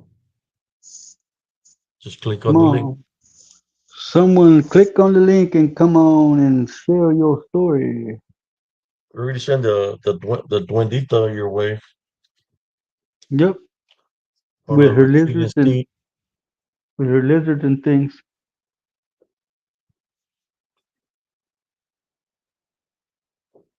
Oh man. How you feeling, cousin? I'm hanging in there. Just because we can share a story. You got a story to share. You say everybody's being shy. Well, there was another that you saw story, man. I was walking toward my house when I lived at the Pennington Ranch, and it was like 3 in the morning. And once again, I'm walking down a dark highway, and I'm all jacked up on Jack Daniels and marijuana, man. And I passed by the roadside park, and that damn cow was moving at me again, man. Walking down the in the field, and I was walking on the highway. It was following me, moving and moving, real strange. And then all of a sudden, man, I turned forward to look down the highway, and a white lechuza comes by and was coming for my eyes, but I sidestepped it and it flew by me. And as I was looking at the lechuza, mind you, I had just looked on the highway and there was nothing coming. The lechuza missed me, and when I looked back and I turned back again, a car almost hit me. I don't know where the hell it came from. I think it was a Lincoln Town Car, man. I don't know where it came from, but it almost hit me. And I jumped to the side so that it wouldn't hit me in my leg, and it just kept going. I went back to the house, and I was like, "What the hell just happened?" But it was a white Lechuza and a Lincoln Continental car that came out of nowhere, man.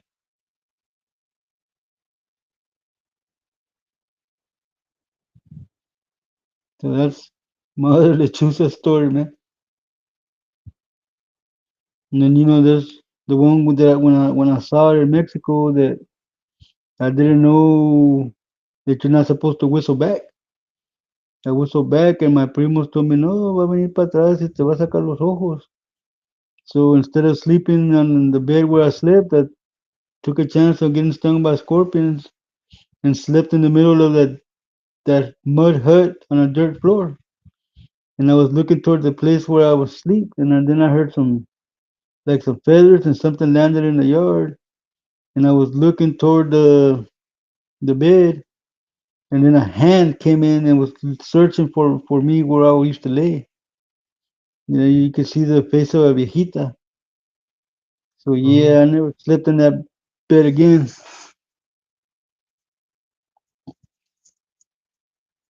So yeah, that's my lechuza stories, cousin. I know they exist because I've seen them. Oh yeah,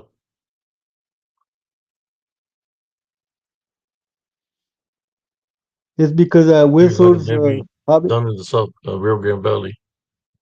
I whistled back, Hobbit, and they sure enough came looking for me. And my cousins told me what it wanted was my eyes.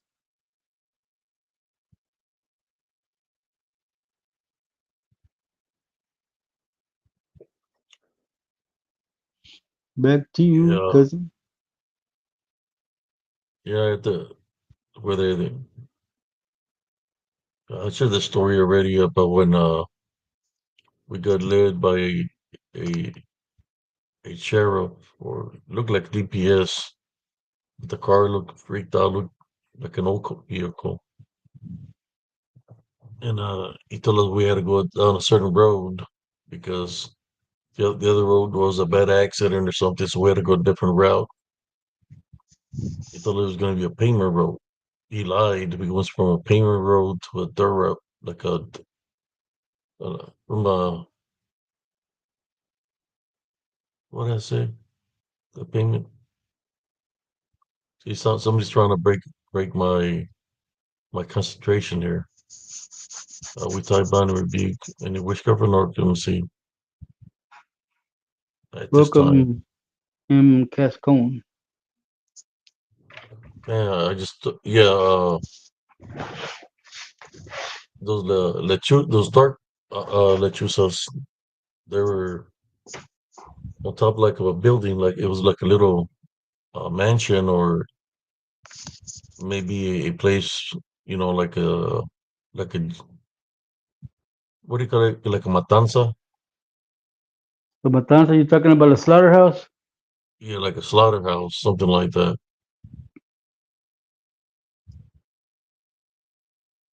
No, we bet that cow. Now that I think about it, might have been a skinwalker because it would always follow me when I was walking home in the middle of the night, and it moved real weird. Like,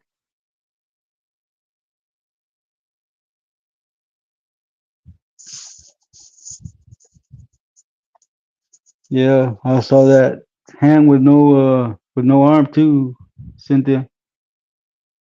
It affected me something awful. They sent me to live with a blind brujo, and I have a year of my life that I can't remember. Complete blank.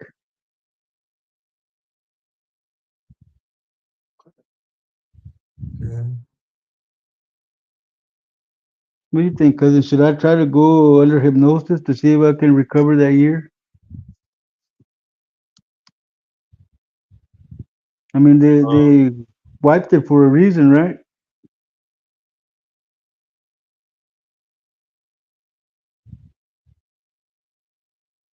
Are you okay, cousin? You seem to be having trouble thinking. yeah, it's kind of like Welcome, ever Monday. since it feel like I got hit by no, I was hearing those sounds in my ear, and it affected me where I started feeling like woozy or like You, what do you call it? Yeah, you woozy. Like you just got spiritually like yeah, like attacked in your like house. yeah, something was trying to attack me spiritually. So I Mm-hmm. feel like some of my energy got Taken away. yeah, a little bit of energy. That's why I feel like in a daze right now. I'm noticing that you're Yeah, having trouble focusing, man. yeah.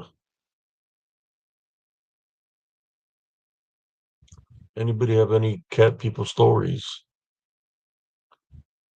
Uh, Go drink you a soda or something. Primo, eat something because you're not looking good to me, man. yeah, let me go get something real quick.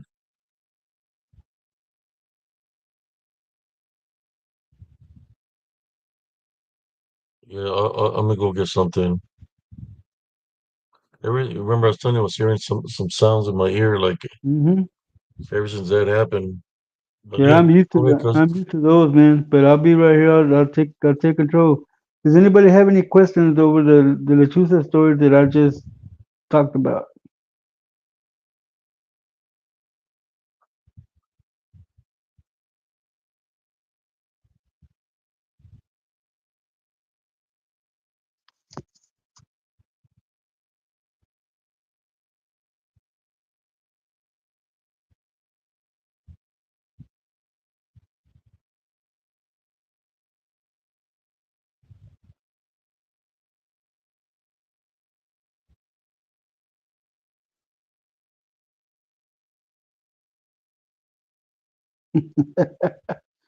Yeah, you bet. Eyes crossed, blinking.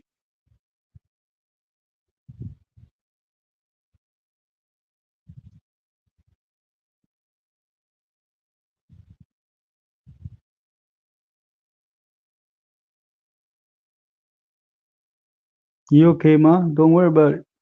He's all right.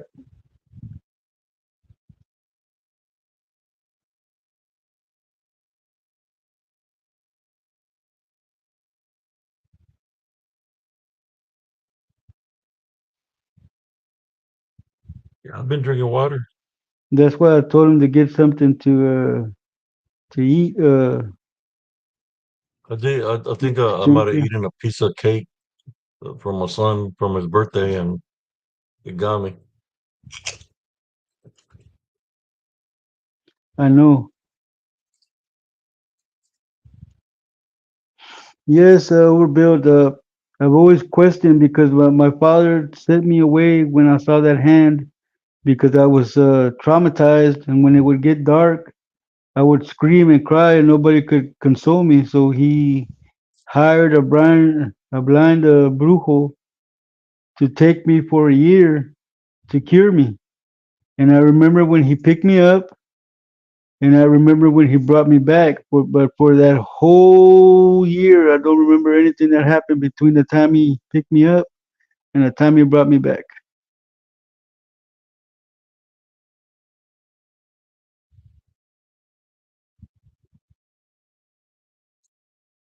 Amen, Yvette. Thank you.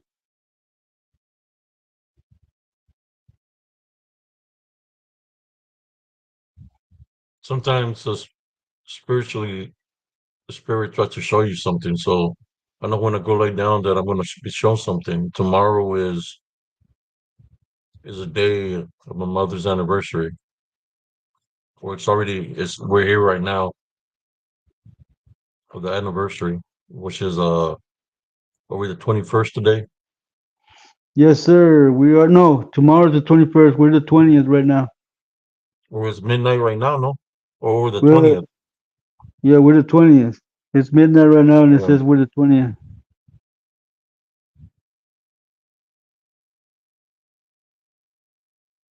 You feeling a little better, cousin? yeah.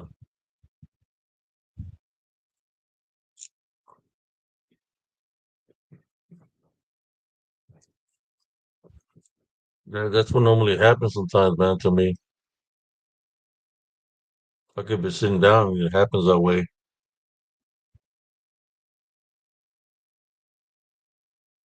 And I Yes, didn't Jaime. finish seeing the story was saying about the lechuzas No combination.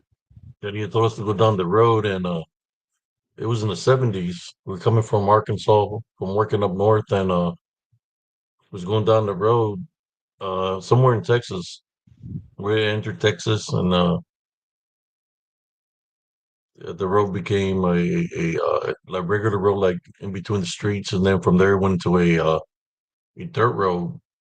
So we're going down the dirt road, and at nighttime, like around 2, 3 in the morning, there was this big vehicle with the spotlights hitting us, and it was trying to run us off the road. So we had two gas tanks, so one of the gas tanks was already out. So we're running just with the other gas tank. We don't know how long this road was. All I know was a long ass road. Um, they kept on hitting us, and then we passed like a mansion of some sort. It had lights, and you could see all the chusas on top of there. It had to be like 20 of them. And guess what? When we passed, all 20 lechuzas came to our vehicle to attack it. They were everywhere, man, scratching it, hitting us on the side. So we had the lechuzas attacking us, plus the vehicle trying to run us off the road all at once. But after a while, we lost the vehicle. When the sun starts rising, the lechuzas left us alone. But yeah, I was let me see, shoot, I was probably like 8 or 9 years old when that happened.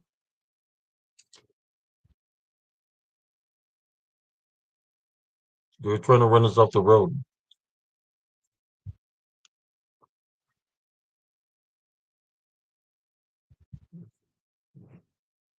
My mom was praying. My dad was trying to. He wouldn't let the truck pass us up.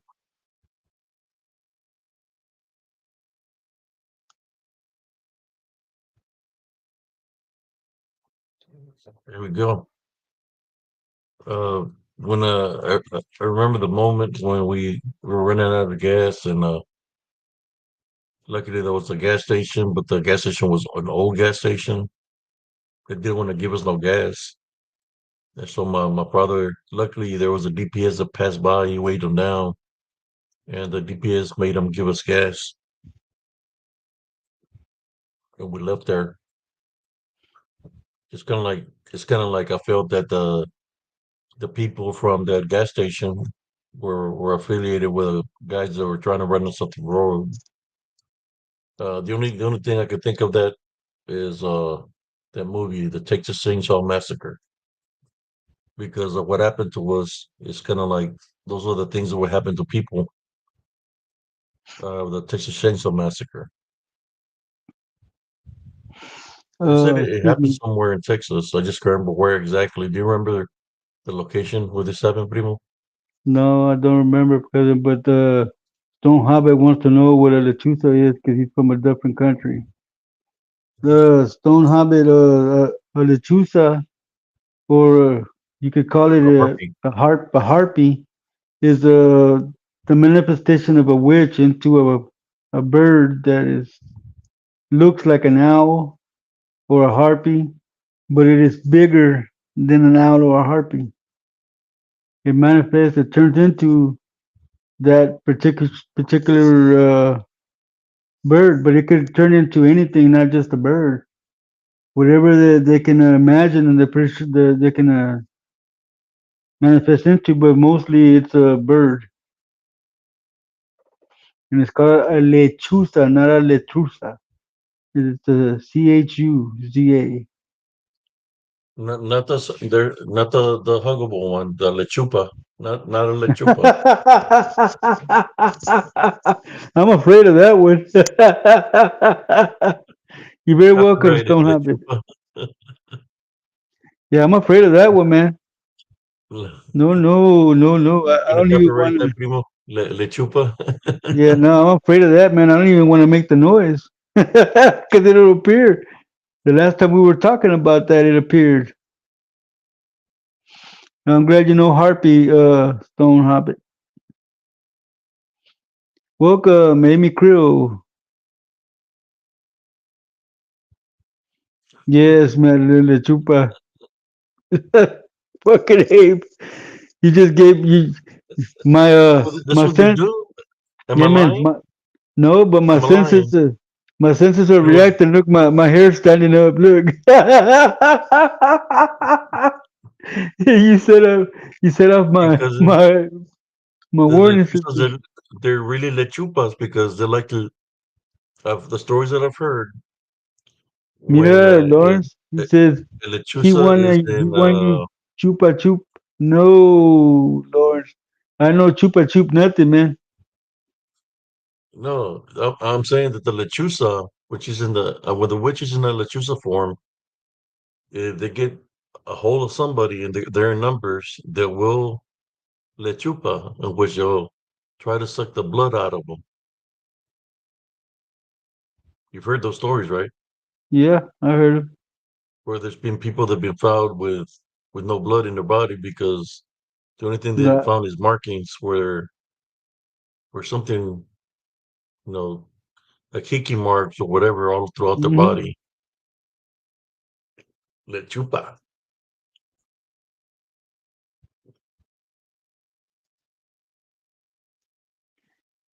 A bruja is a witch in Spanish. A lechuza is what they call a harpy, or what's the name of the other one? Lilith, the queen of all monsters. Now Yeah, now a harpy. Wait a minute. Esta, lechuza was la an American Ivette. taco. It could be. No, yeah, I think it's an ice cream taco. I think it's called lechup. Okay, it's a brujo, yeah, brujo.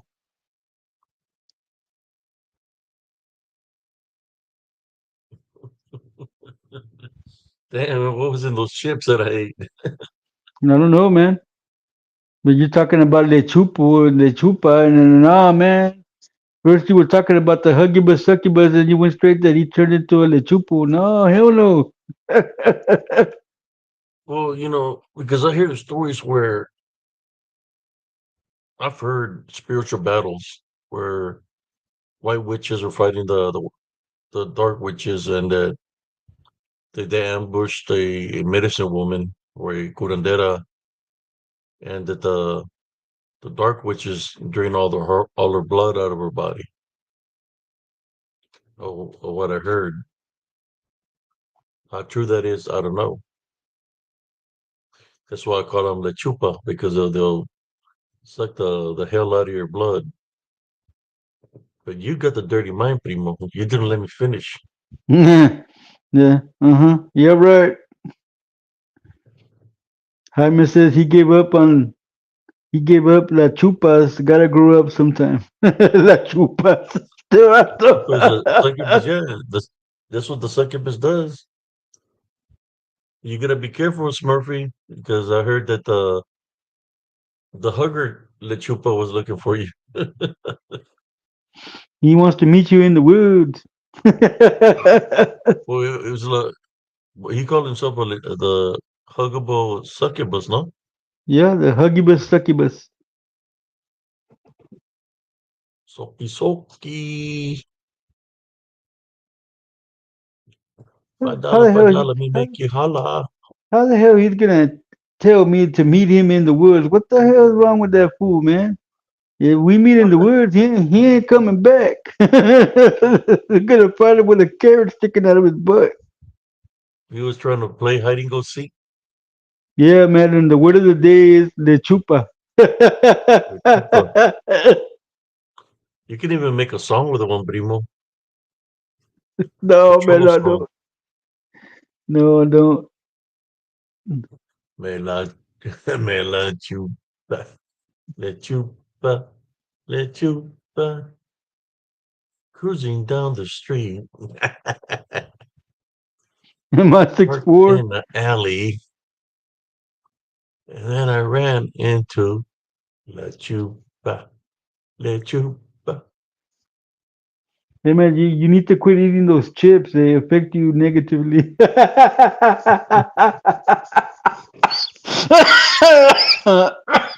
So it's about Inubus and the succubi, where one male or female is both a shapeshift and the opposite sex to have sex and pregnate. Yeah, they attack sexually in your dreams. The wet dreams. So Brother Smurfy wakes up wet all the time.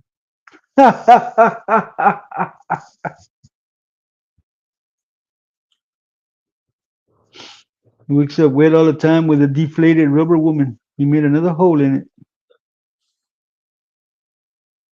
And Roadrunner wakes up wet in a different area, but he's not here to defend himself right now. Man, he hasn't been here in a couple of nights, man. I wonder if he's working late.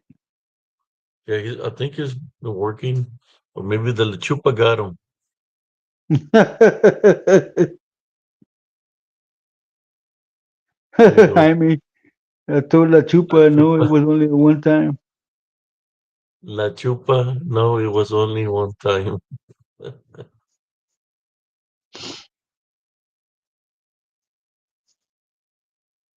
Yeah, pues tenía sed. She was la bruja tenía sed. She was thirsty. I had to give her something to drink. She was flying in lechuza form. I had to give her something to drink. Un vaso de quick.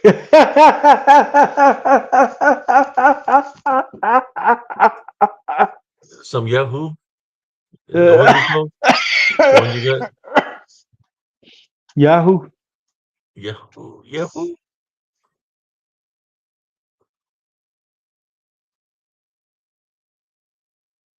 Welcome, ancient kings. Pinche Smurfy, pene colada. No, Smurfy, no pene colada, pene culiada.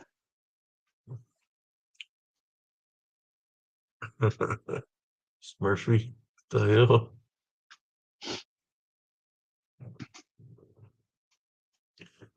But that's how they attack. The succubus and incubus, they attack you. Well, a prime example of a spiritual attack would be the Josh guy. I don't know what happened to him tonight. He's not here tonight. I don't know if he's going back to his old ways. Only he knows. He's But as busy, far as I man. know, he got rid of the object and the activity that was happening in his house stopped. I believe that's what he said, no primo? Yeah, well, now he ain't got nothing to disturb him while he's watching TV. Somebody, as far as a peniculoda. Yes, Stone Habit, telepathy is real. Stone Hobbit, would you like to jump on here and share some wisdom and knowledge to the viewers of spiritual encrypted encounters, or maybe you might have a story of hobbits, gnomes, or uh, uh, what am I thinking of? Pixies or fairies, possible leprechauns, or little duendes. We got a duende in the house. Wait a Yeah, minute. she's always in the Here we go. house. We got a little duende in the house. There's a Hi, how special y'all guest. You see doing? the little duende Welcome on to the far Spiritual right of the Encrypted screen. Encounters. My name is Little Jesse. I'm a duende. I work for Madeline. They call him little Joker in the duende land. I'm the one that trains Madeline's lizards so that people can ride them. Go lizard! Somebody said, "Oh no." I'm Mr. He, Bill. he's like the fly from the movie The Fly. Help me! What a world! What a world! What would he say? What did he say? The fly. Here you go. Let me get him back. There we go. Welcome. Who's it? Yeah, Joe. Let's try this again. He's pretending to milk cows, man.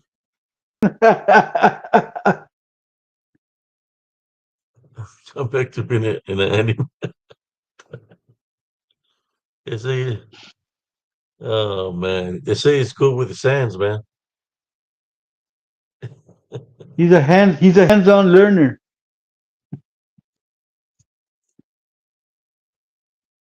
You're close to Duende range, Jaime? Cool. Beware the lizard man. Here's a link right here.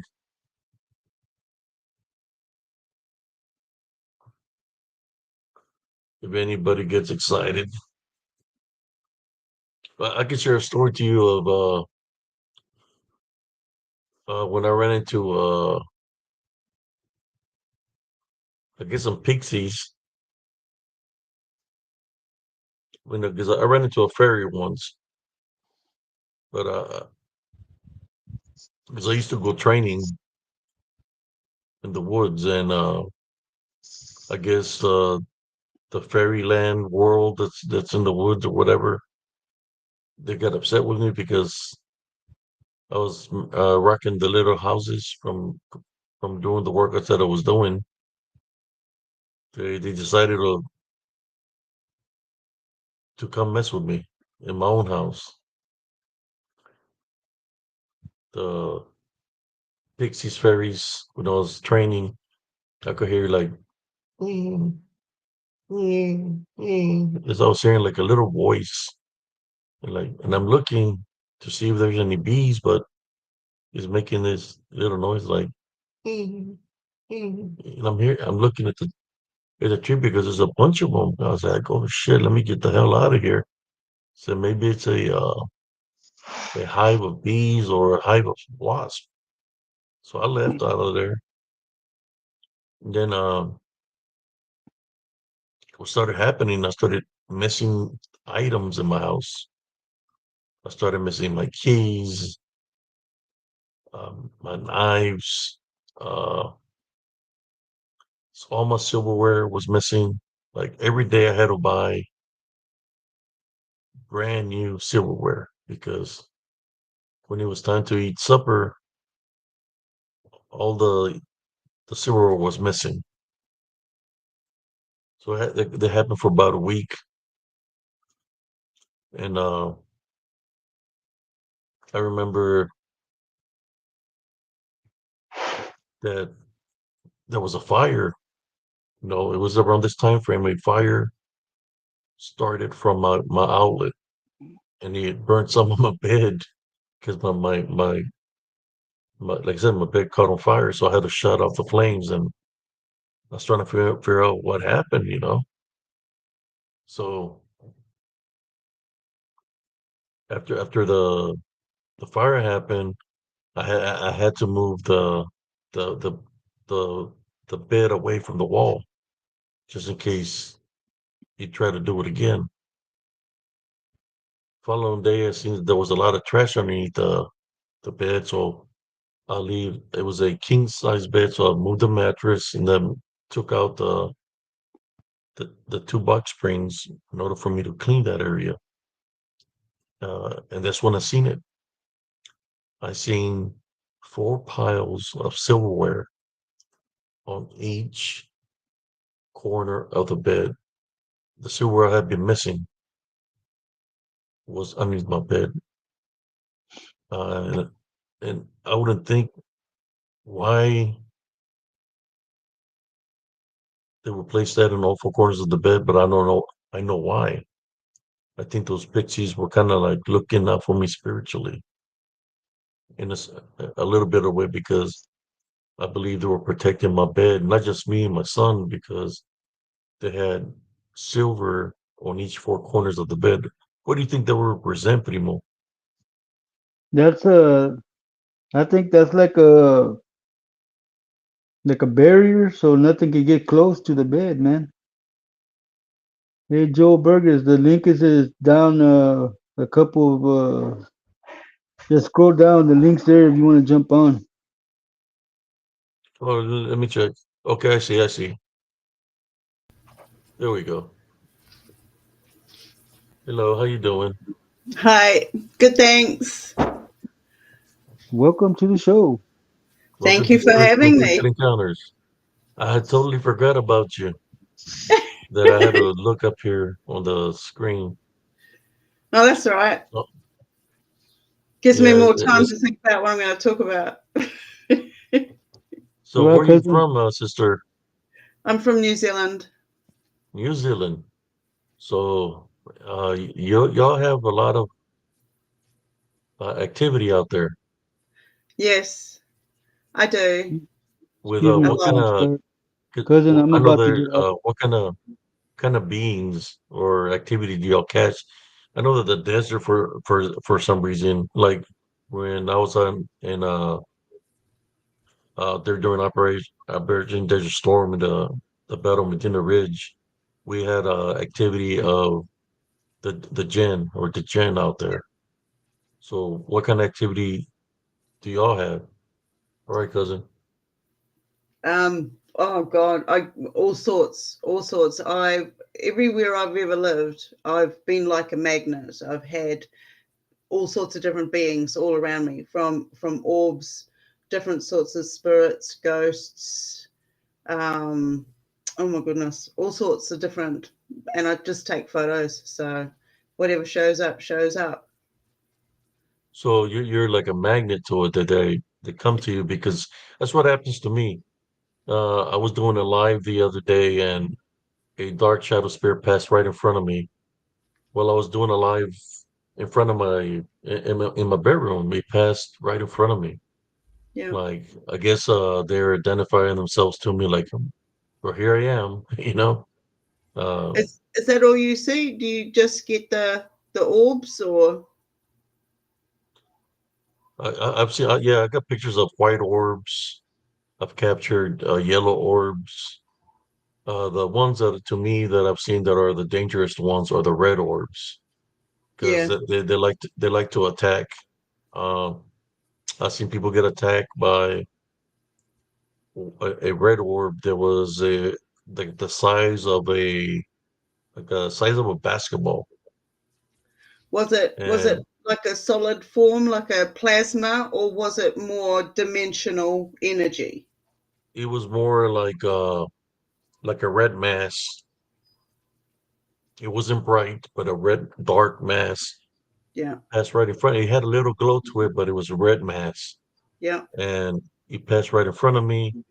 And when I went to go, because there was a person that they said they could uh, close the portal that was in that area where I used to live. I guess what do you call those people that can come out of their spirit, can come out of the body? What are they called? Walk-ins. I just can't remember their names, what they consider themselves.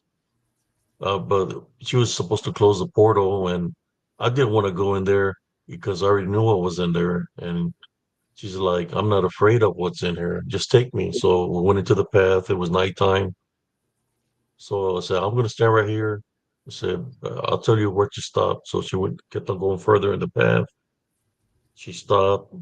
I said, right there. You're in the spot. And she started, I guess, doing her thing, sensing spiritually or whatever. And she's like, what is that? And then she said, oh shit. And she starts running. Okay. She's running real fast. And then I see something, pretty big chasing her. Like he's flying in the air coming after her. And she's getting out and it's moving real fast. And so I do the sign of the cross. I go into prayer. So I go to see what happened and I find her at the entrance of the path and she's like passed out. Like it drained her energy.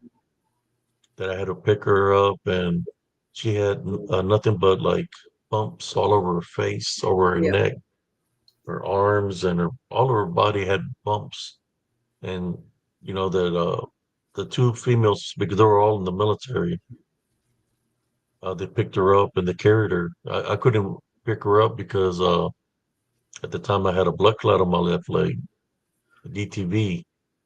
So they took her and she started seeing the things that I would see. She started Yeah. describing the shadow figures, how they looked, and she was scared and said, they're coming. I see them, I see them. And we're looking. We're not seeing nothing with their naked eye, but she's seeing them. And I believe her because that's what I would see, because Yeah. sometimes when they manifest, they would manifest to everybody and only to certain people. But since she had crossed paths with it, then she was able to see them. Yeah. So she was freaking out. We put her in a vehicle. She was hidden in the vehicle, the back of the seat, and she was just. I said, "Pray, let's pray for her, but y'all need to get out of here." And they left, and I never seen that girl ever again. I don't know whatever happened to her. I just know that she got spiritually attacked there. Yeah. Uh, so is it orbs or the orbs you see? Which is the most to you? Would be the most dangerous. Oh gosh. I've had orbs pretty much all my life. I've had a lot of these different beings pretty much all my life, but it's only in the past 20 years that I really started taking notice and learning to communicate back with what was showing itself on a regular pattern. Then I started working out that the night terrors that I used to have, I broke out of one time. I broke out of sleep paralysis. And once I was able to do it once, I knew that I could do it every time I started getting that sensation that I was going to go into one. So I started breaking all these stages and working out it wasn't the fear was a manipulation so that I wouldn't remember the activities or any of the details when I was in another dimension. So I started seeing things totally different. I had grey ETs coming and going all the time. I've got photos of that. I wasn't. Throughout this whole thing for the last 30 years, I've had witnesses around me also taking their own footage, having their own encounters with these beings, and it always starts when we're sitting around a fire. Now you were talking about your red orb. I've got an orb that I call my friendly, a dimensional orb, not the solid form, but more of the dimensional spirit form. And it's usually golden, but one of the ways that we've learned to communicate is through the colors. Now, I was having a fire, a campfire, and people would come and sit around my bonfire and we'd talk about whatever, and then I'd never see them again. But that's just how it was. Um, and this one particular day, the evening, I was taking some shots and my orb came out. Now, I can see orbs with my naked eye because I know how to recognize them. I've seen them all my life, and it's like, okay, I know when you're there, when you're not. It's a frequency you start recognizing before it even gets there. Um, Basically, I got tuned into it by the amount of experiences. Um, oh shit, what was I saying? I forgot what I was saying. You're talking about you're tuning in with the orbs. Oh, Uh, that's right. Yep, that's right. Thank you. Yes, no, it came in. It was golden, and it came in and it hovered around the group of people sitting there at the campfire. And then it went over to this one particular guy, and it glowed red. I mean, oh, red. And I'm like, wow, okay. Later on, I found out later that evening that he'd just been released for grievous bodily harm with a knife. So yeah, it oh for wow. some reason it warned me. I've got photos of it where it's following me throughout the house everywhere I go. Now the video that I sent you, that was Yes, that was recent. That was recent. And I just recently got a night vision security camera because there's a lot of activity here, and I've thought, well, I'm going to see what I can pick up on it. And that's one that comes in, and the reason I'm a bit perplexed at it at the moment because it's pulsating. Now I haven't in all the orbs that I've got. I let me Yep, that's let me show some of the pictures real quick. I have to make this bigger so they can see.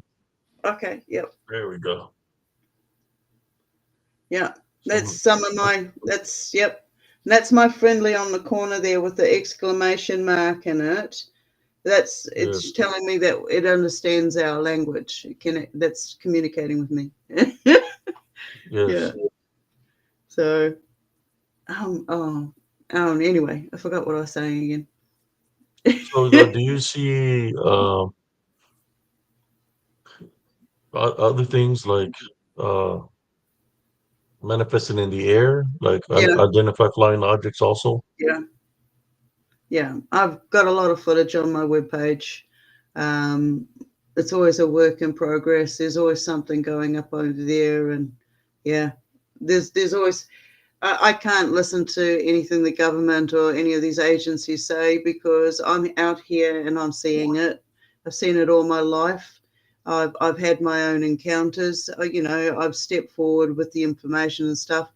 And I see the games, the politics and stuff, and it's better off I just gather my own experiences and, you know, stick to what I know. Yeah, Yeah, just I mean, you gain your wisdom and knowledge by what you experience. yeah, So you know what's what in essence a way. yeah. But I see also it's from different ships. I mean, we've yeah, a lot of different ships, and it's not just that. I've also got to know different groups of these other beings, and I've got to listen to the inner voice, the telepathy. I've got to decipher between what is theirs and what is them. The other, let's just say AI. I don't know what else to call it. They're always listening. They're always watching. I've learned the hard way that there is no privacy. There's no confidentiality. Anything you say or do will and can be used against you. So there's all these little. I've done and this is through the guidance of these beings. They've put me into different positions where I've absorbed a whole lot of information because I'm already there. Like at the moment, they're throwing copper at me all the time. So I'm doing a lot of work with copper and vinegar and cloud busting. So I know that they're there. I've seen them. I go outside and, those orange plasma, they look like they're on fire. They're like a ball and they go across. They used to visit us all the time at one of the other properties. They could come in quite low. They like mass populations of people.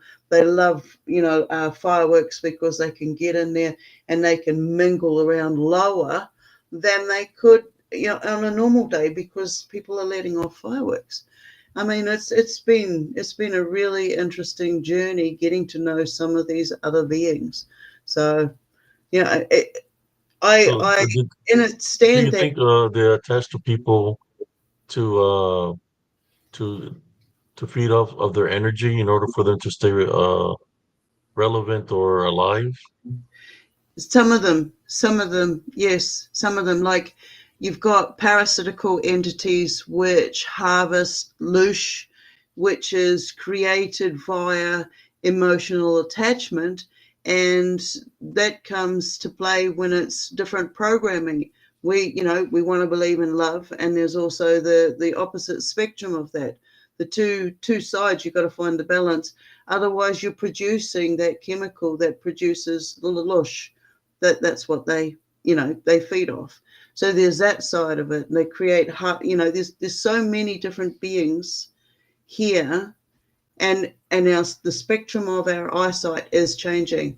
When we start acknowledging and accepting the fact that we're not alone here, there is a lot more going on. We start becoming aware of it. It starts showing itself more and more. So you don't really Do you think want that that's a why there's a being to lot of be. glitching in the matrix? Like Yeah, what's really around is camouflaging itself. Well, I notice a lot of magnetic interference, which causes a lot of glitching.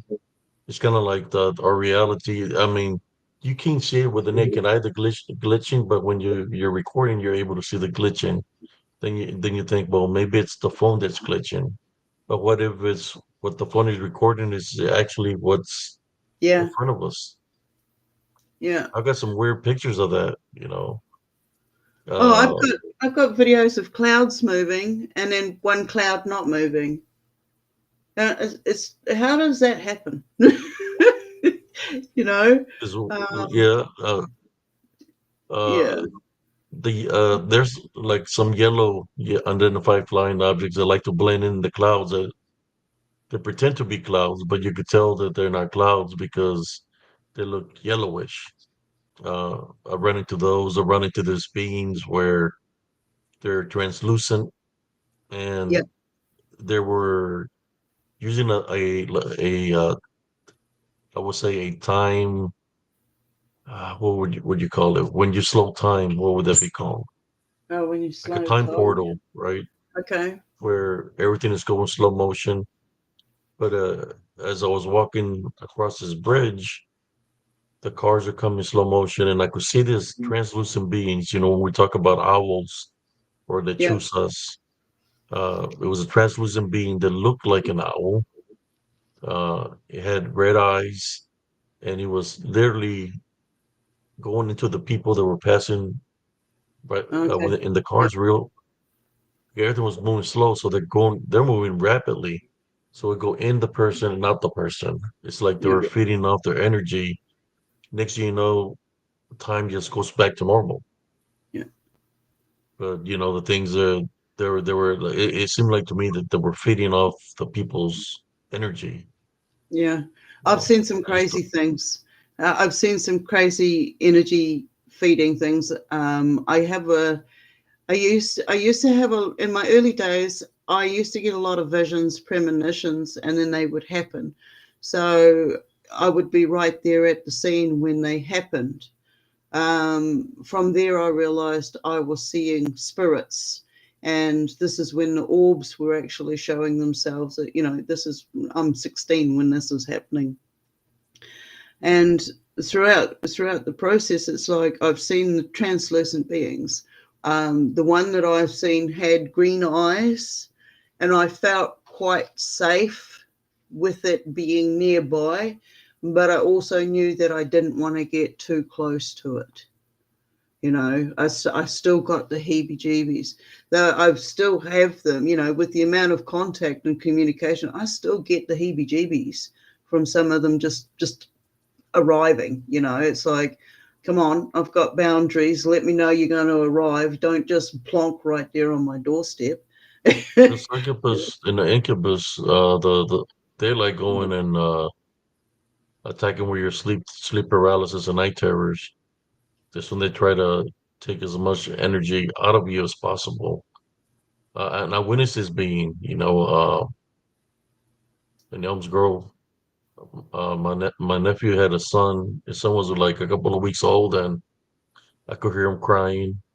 I opened the door, and I could see somebody over him. Uh, I thought it was my nephew changing his diaper. So when I got close to him, I seen that my front door was wide open, and then the whatever it was, it looked at me. When it looked at me, I could see like some red, yellowish eyes that it had, and it left out the front door. So I yelled to my sister that somebody was trying to take my little nephew, and I ran after it. But when I was running after it, I noticed that it wasn't running. It was literally gliding in the air, a couple of feet Yeah. off the glare. And as we got into the park area, it went into a tree. So I said, identify yourself. Who are you? Next thing you know, he comes out of the tree, jumps in another tree, and I start, just still praying, and then he comes out of the tree and goes up towards the air, and he's laughing. It's laughing, and I Mm. recognize the laugh. That's the thing. That Yeah. laugh. I called my aunt that day, and I asked them about this guy's name when I was young, 10 years old. I went to go cut his grass, do him a favor. But yeah, it was his voice, in which that was a person that I had to forgive. In order for me Okay. to Yeah. be blessed with the spiritual gift of discernment, I had to forgive the guy, and so I did, truthfully. And once I forgave him, it's like the things of dealing with him stopped. But Yeah. you know, Yeah. Oh, I'm glad you found forgiveness. It's a hard thing for people to find. it's hard, right? It's Yeah. hard. It's one of the hardest things in this world, Yeah. and Mine. to be sincere Yeah. and real that you're doing it out of because you truly believe in a higher power, or you Yeah. know that Jesus Christ, the Heavenly Father. So you do it through faith, Mine was and a they little bit know. different. That, Mine was a little bit yeah, different. I didn't have the faith there anymore because of what I was raised in. Basically, it came down to, I didn't want to be fed off anymore. I didn't want my energy to be harvested by those perpetrators anymore. So I had to disconnect from having anything to do with them at all. And by doing that, I released myself from any form of attachment. I let go of it all. I'm not that person that experienced those, traumatic events back whenever, right? I am now the adult taking care of that inner child. And so this is where I turn the program round and start becoming the caregiver of my inner child. And by changing the way my inner child feels, I'm going to change the adult that I am, that I've become. So that's where I found my forgiveness. So wherever you want to say it comes from, it was a I seen spiritual something right journey. now, sister. Where you were talking, uh, I seen like two hands going like this. So I don't know if that's how they communicate or what, but I right beside you, I seen like they were doing a signal of some sort. They're moving their hands a certain way. How do they communicate? Yeah, Many. we do a lot of energy work. There is a lot of energy work.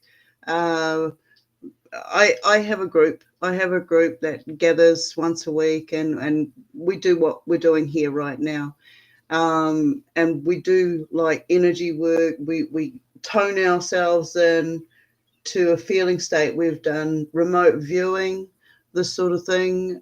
We've done healing via energy. We create energy.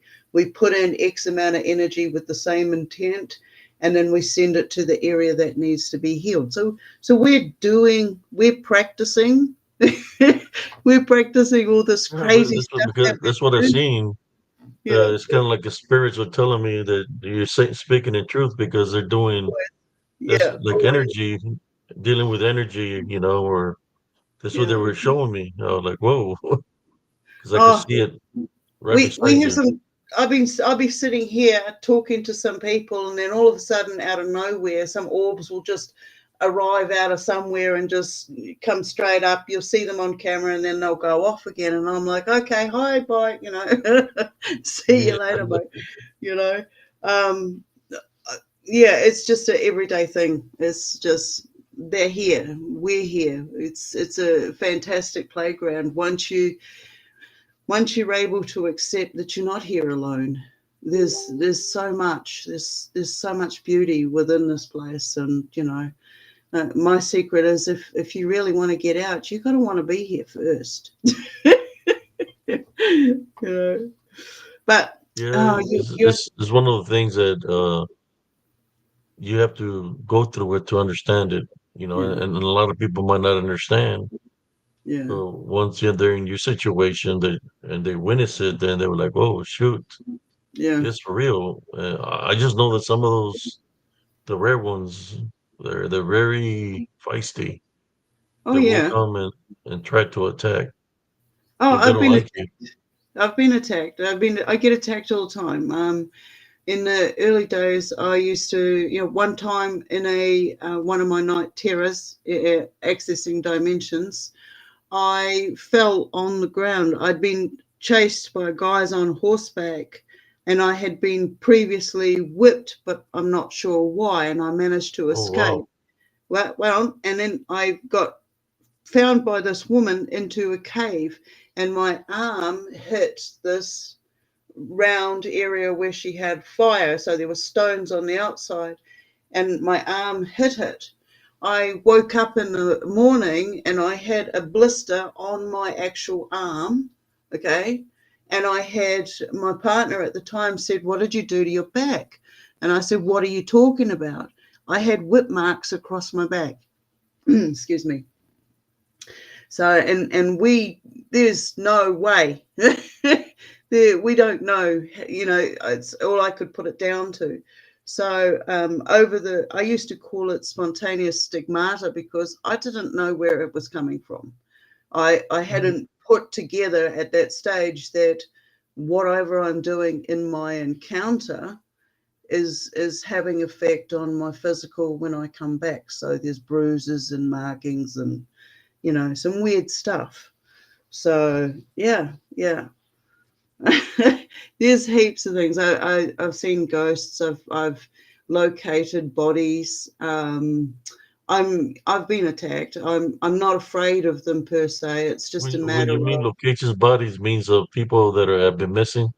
yeah, people that have passed over. Yeah, Yeah, because yeah, that's what I'm sensing. Like there's spirits that are around you. Like even when we're making this video, I believe there's I don't know what's to your right. I don't know if it's a door or what, yeah. or to your other. Oh no, I don't know what you got there. Is that like a little sphere? Over here, Well, yes, it's my yeah, crystal ball with my copper coil. yeah, because I had seen like something moving there. Oh, I okay, seen, I seen okay, like something move, okay. I wouldn't be surprised. I wouldn't be surprised. There's been some but I crazy always see stuff happen this here. things, like uh however they manifest, or the energy they decide to manifest into.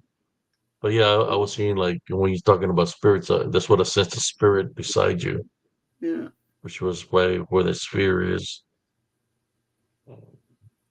yeah. Oh, I just that's don't awesome. know. Yeah, I always see I can see things, like spirits, and I just don't tell a lot of people because I don't want people to freak out, but they come to me like they want me to send somebody a message, Yeah. but I don't like opening up to all that because yeah, I don't want If you people to don't believe share that, the but if message, if you don't yeah, share the message, they will hound you until it comes a time when you have to share the message. All right, it's not going to leave you until you share it. I speak from yes, experience. Yeah, yeah. 2 weeks. I felt spirits cross over where they show themselves to me, Yeah, and I pray for them, for the Heavenly Father to guide them spiritually because they come to me sometimes like that. Yeah. I've gone to the woods where somebody tells me, help me, Yeah. but you just can't believe into everything you're hearing sometimes because this DDN or shapeshifter skinwalkers or anything in the nature dealing with witchcraft or necromancy, they like Yeah. to lie a lot. Oh yeah. So Yeah. you just got to be careful not to give them too much power over you. Yeah. You were saying you hear ringing tones. Yeah. Have you experienced where you can hear it come in one way and it sounds different? It feels like it's actually gone through you and it's come out Yeah, different. Yep.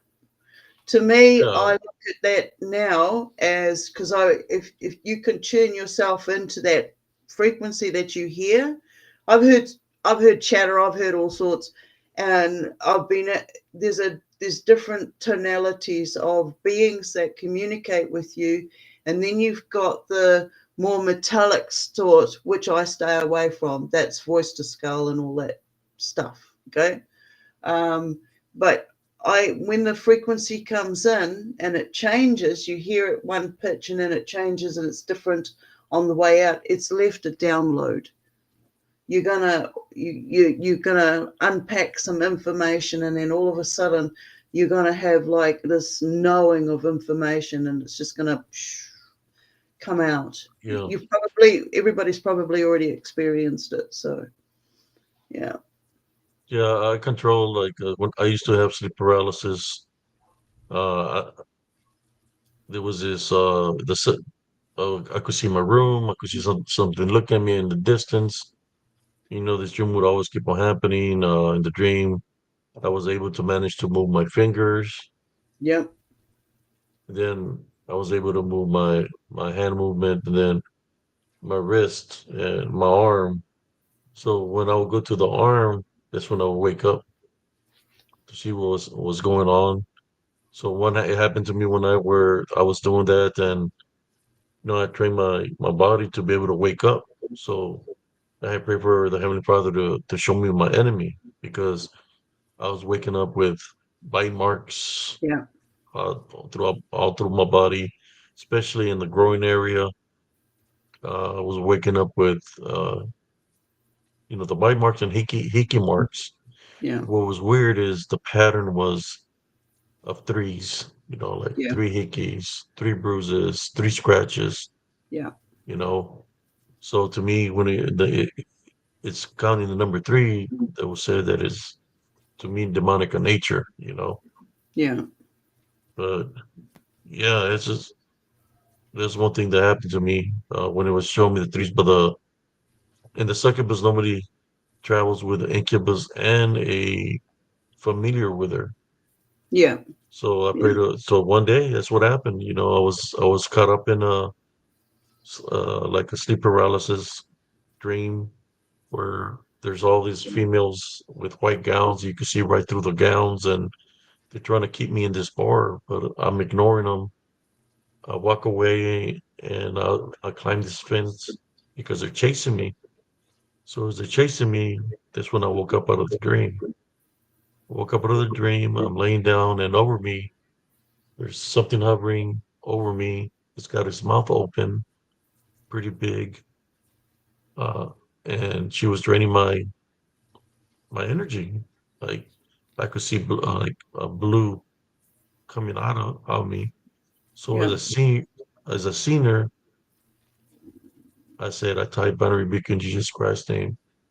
Her mouth opened up real big, her eyes opened up real big, and she exploded like into little red molecules, just splattered everywhere.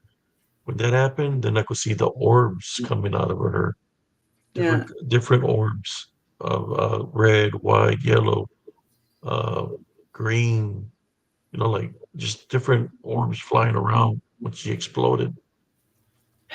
Um,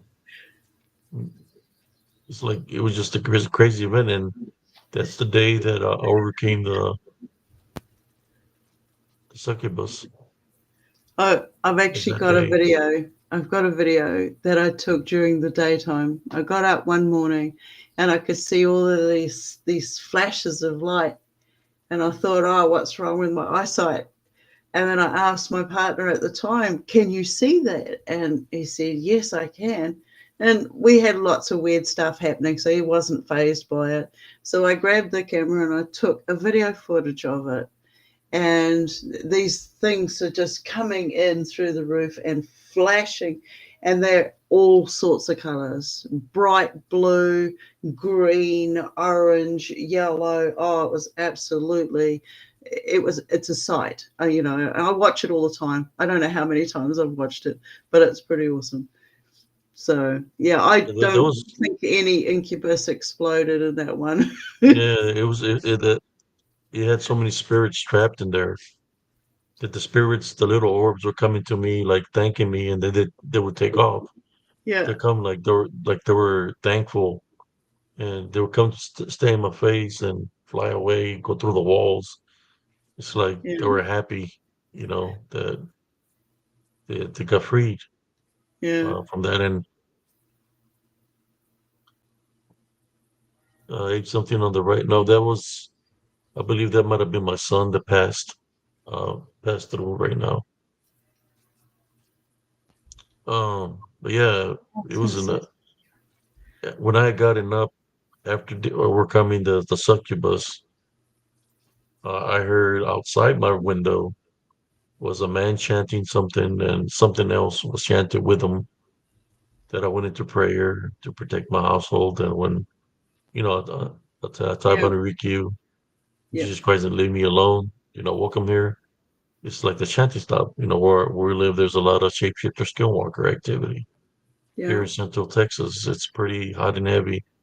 Even on Fort Hood, it was hot and heavy when I was in the military with yeah. shapeshifter skinwalkers. I'm more sure you probably have a lot of that where you come from. Well, we've got tales of it. We've got all sorts of stuff here too. We've got the hairy man. We've got the goat man. We've got giants. We've got little blonde fae. We've Wow. got the bird woman. We've got a few. You say giants in the desert. Oh no, I'm not in the desert. New Zealand's not a desert. I'm right down the bottom near Antarctica. Oh, wow. Yeah, I'm right So down it's the bottom. cold. Yeah. Oh, it's not. It's usually we're going into we're spring now, going into summer, so it's starting to warm up. But we're fighting chemtrails and all sorts. So fun and games every day. You know how it goes. Yes. Yeah. And I've watched orbs change.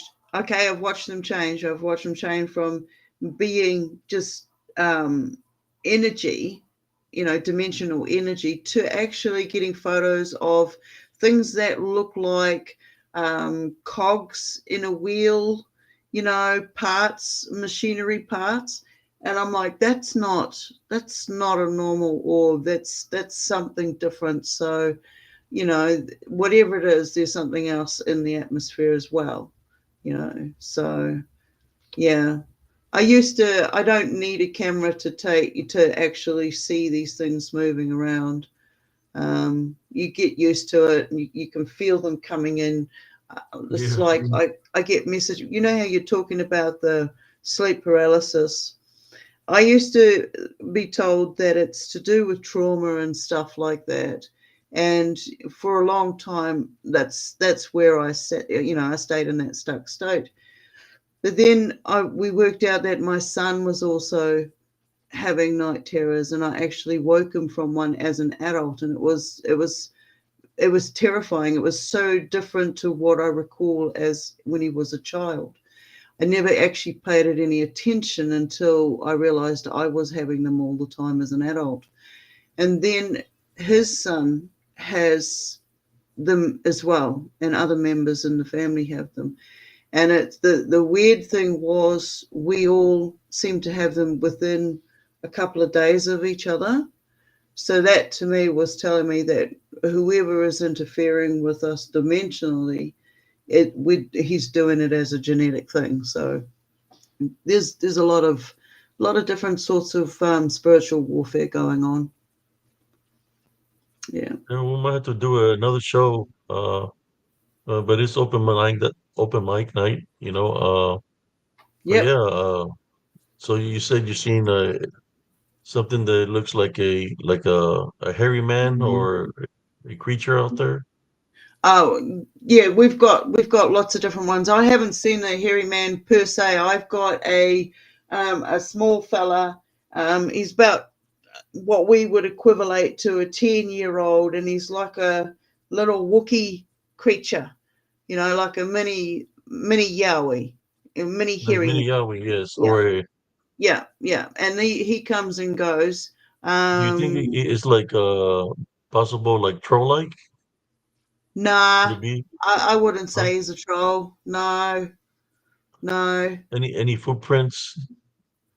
Oh God. I've not really looked for footprints.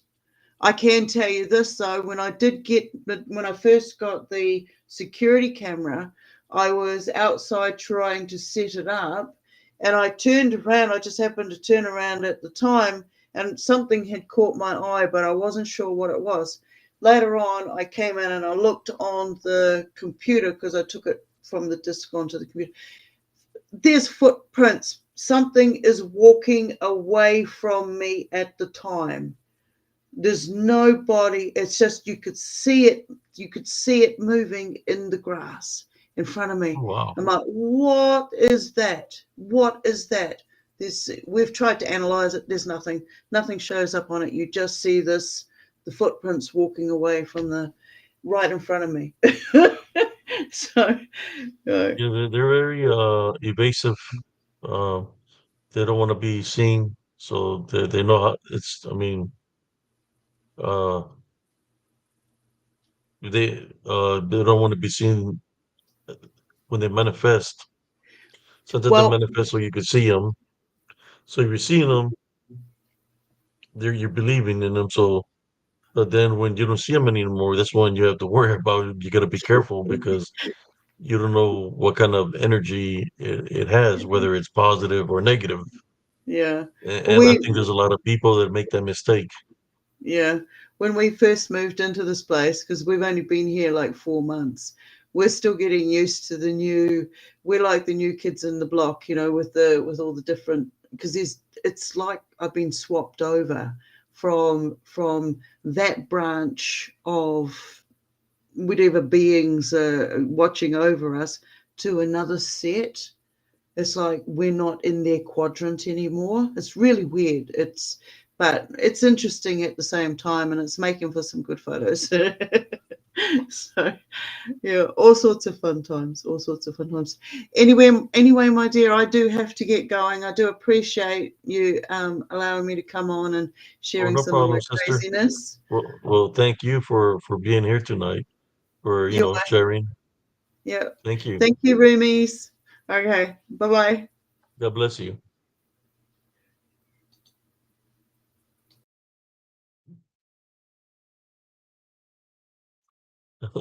Lawrence Moore is becoming a Wookiee.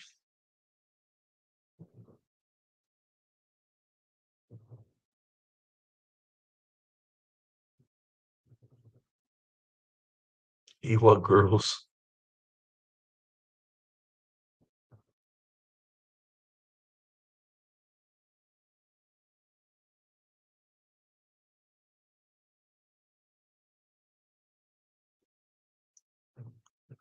Thank you.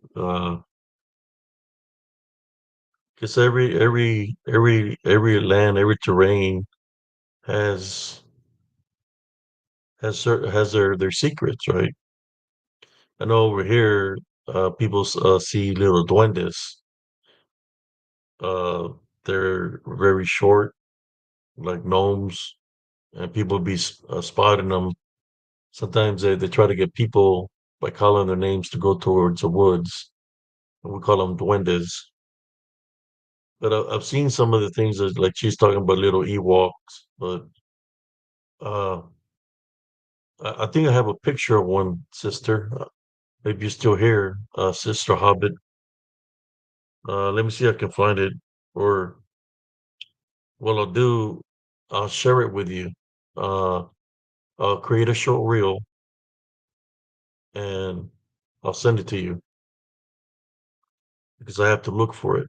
But I have a picture of a creature that's short like an Ewok that I captured here in Central Texas. You know, like I said, is it a creature or is it a manifestation of it? But I have one of something that looks like an Ewok. Let me see if I can find it.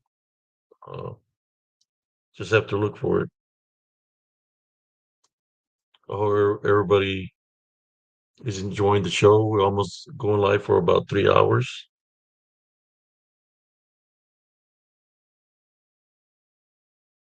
I know it's here somewhere. Let me see if I can find it.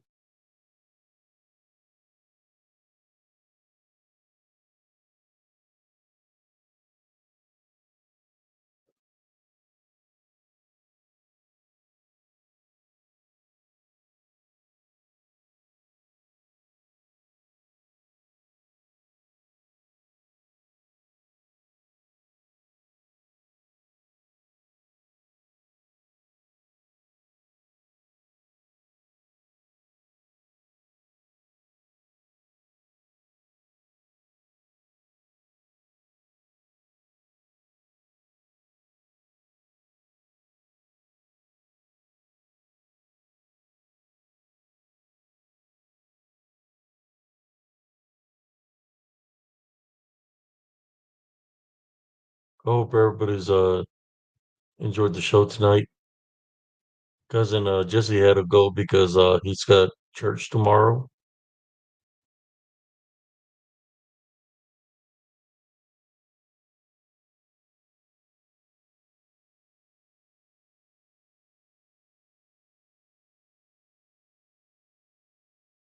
Oh wow.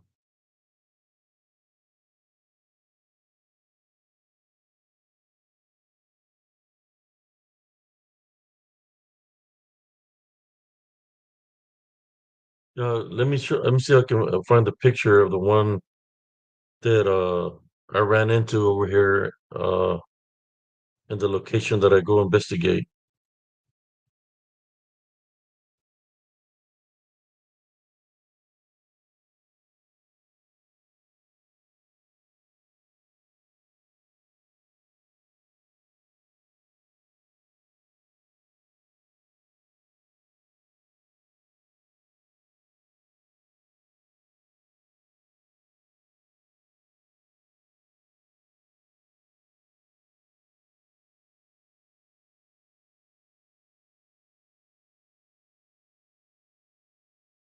Oh, here it is.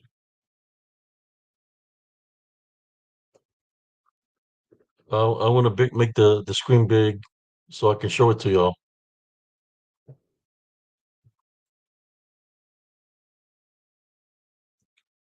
If sister's here, check it out.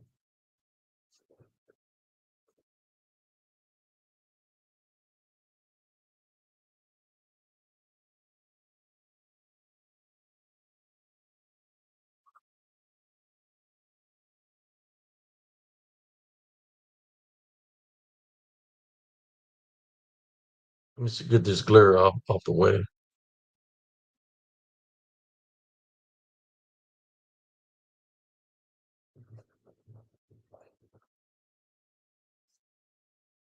Oh, let me get.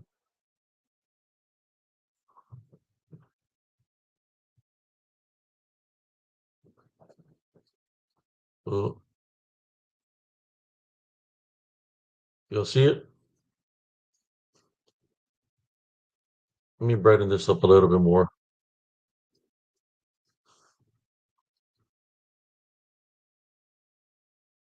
I think that's too bright.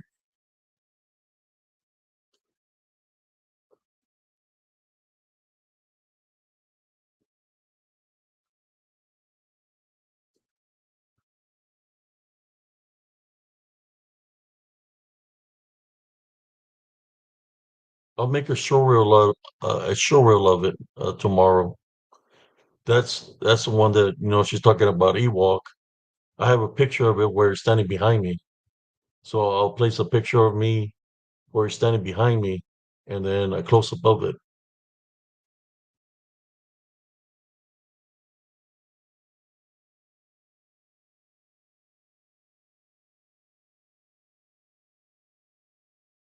Because you can see my face right here.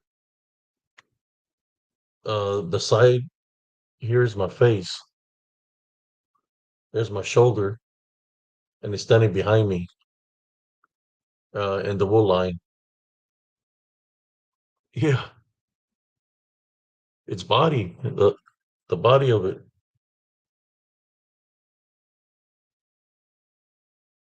There's a little legs. Oh,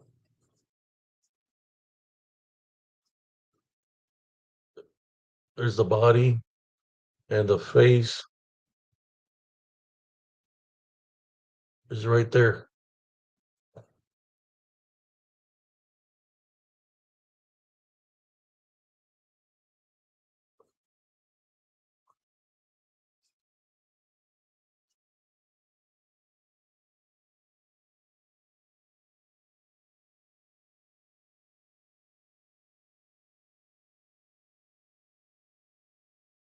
Yeah, I think I might have the. Let me see. I got the. Oh, here it is.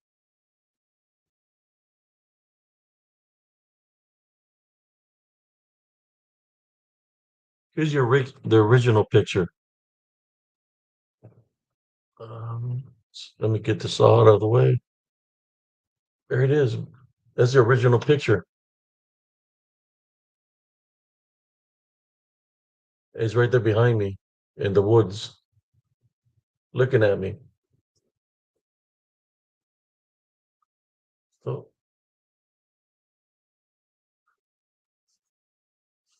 there he is, right there, right there.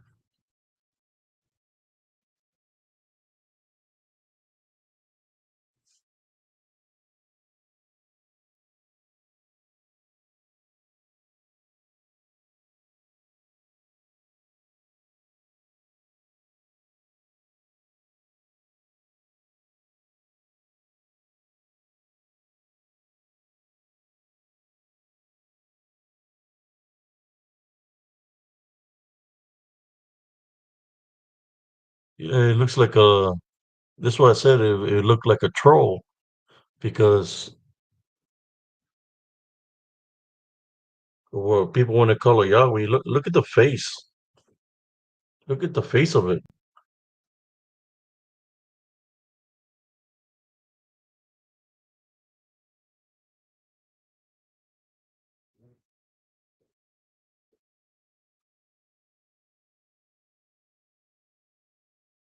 People talk about a Yahweh, right?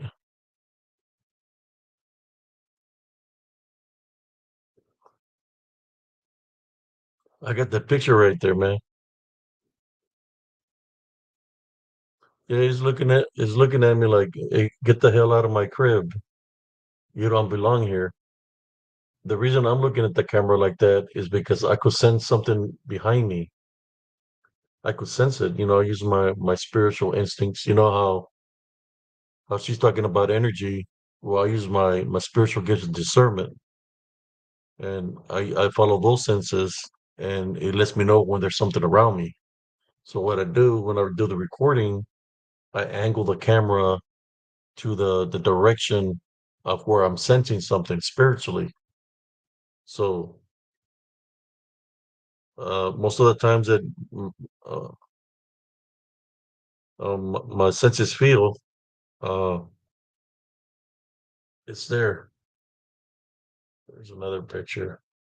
Looks a little bit different.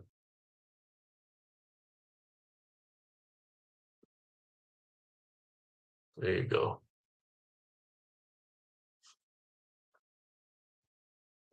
Yeah, I guess, and I got some. Yeah.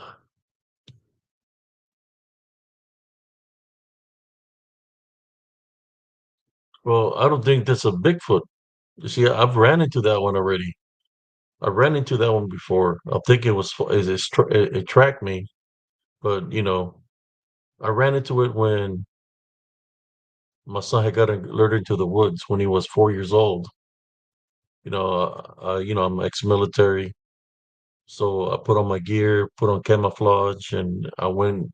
At nighttime, I would go into the woods just to see if I could catch or lure my son into the woods. I would go camp out all night in the woods. I mean, literally within Mother Nature itself, right? Then one day I was hiding in some brush by some trees, and I heard something making a weird noise. And when I looked, I seen this little brown thing that I'm showing you. He had a lot of teeth, like he had his mouth open, like he was trying to scare me. And I looked at it, and I wasn't afraid of it. I had pulled out my machete out of my backpack. I had a machete, and I was fixing to use it on it, but something spiritually told me don't do it. Right? Spiritually, I was told don't do it. So I put my machete back up and walked away, left it alone. But he was kind of like crying, making a crying sound. So when I was walking out of the path to the highway, I crossed paths with something huge, massive. I say this sucker was 15 foot tall and had to be like, I would say, like 8 foot wide because it took the whole path, and we brushed against each other, but it didn't hit me. It went right through me. So it was like a dark shadow figure, but it was massive. It went right through me, in which the effect of it was not good. As soon as I walked out of the path, I started feeling different, like something was trying to take over my body, my vessel. So I went into prayer. I started praying, and I made it towards the house, but I wasn't feeling like myself. I feel like something was trying to possess me. So I went to the park, and I kept on praying and praying. Call upon Jesus Christ to cleanse my body from whatever it brushed against, which I thought to me is evil because it was trying to affect me. But thank God that the Heavenly Father infiltrated through prayer, and whatever it was trying to do, it couldn't work. But it did go to the area where it was making the crying sound.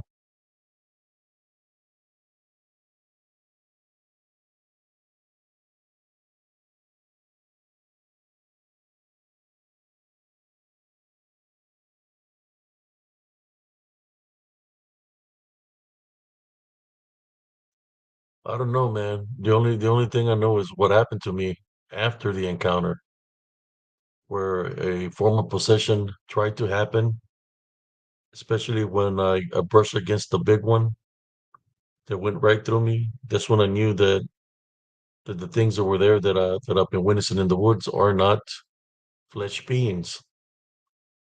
And you can say they're mystical, magical, but spiritually, you can't leave out that these beings are demonic, right? Especially if is giving you an effect where you feel you're being possessed, right? That you have to go into prayer, call upon Jesus Christ to come and assist you spiritually.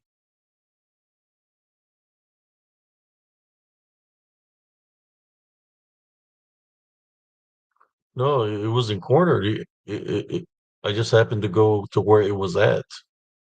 Said I didn't know it was there. I just heard something making a weird noise, like growling at me. I looked, and he had his mouth open, showing me all his teeth. And I was fixing to cut it down to size. It was in the flesh, but something told me don't do it. Whether it was manifesting to look like that to scare me, I don't know. I didn't use a machete to find out if it was real or not, or it would have been a kill. It was something real, but when I crossed, I believe the whatever it was, they came towards him. Uh, he left me alone.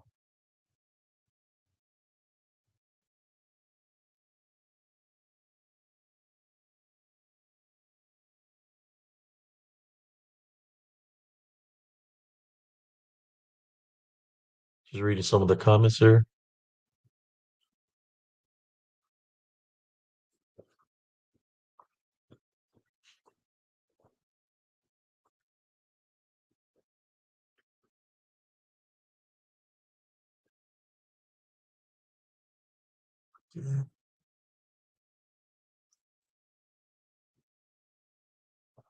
Yeah, but I'm one of those individuals, ex-military and all that. I'm a hands-on guy, I know how to do things. If it's something physical, I know how to protect myself, which I had equipment to protect against me, against something physical. But when you're dealing something that's in spirit, then the only way you can fight against something like that would be through Jesus Christ or saying to our Father. Uh, and this the time frames that I encountered, the things that I encountered was like at 3 in the morning, which is kind of like the demonic hour, which is not good.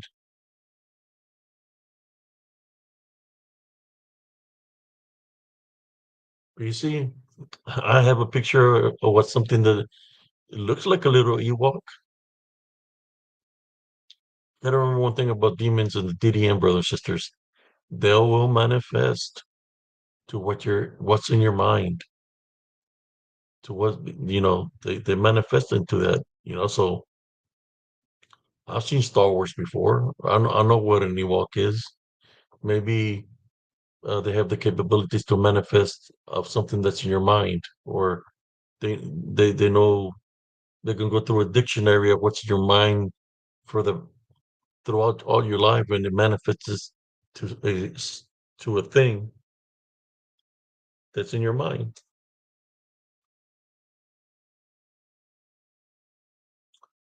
Uh, Thank you. Well, I have so many other ones, so many other pictures. For those that are missing it, man, I have the short reels here, but on I got spiritual encrypted encounters on Facebook. I got a group in there, and I have a lot of pictures in there throughout over the years. I've got one. I've seen some weird orbs all throughout my life when I live in Elms Grove, and I've seen some very dangerous ones that were so big, big red orbs. That were like I would say like 12 foot, 13 foot orbs coming at me. That I had to go into prayer for spiritual protection. There was two red orbs that were huge.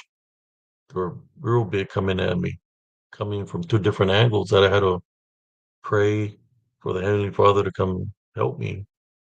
And it was a nighttime, like around 2 in the morning, and out of the sky, there's two big light blue orbs that came and collided with them. When it collided with the red orbs, or red orbs went into little red particles or whatever, just exploded. Then those, I believe the light blue orbs became more angels, and they went back into the heavens. When they went back into the heavens, that was my time to go back to my house. I think that was like one of the last times that I went walking at nighttime.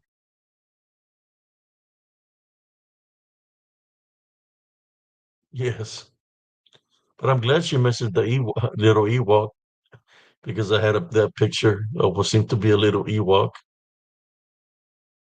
but it's not. It doesn't look like a Ewok. The faces looks like maybe a possible little troll-like. There's probably a name for it. I will have to look up a name for that little being.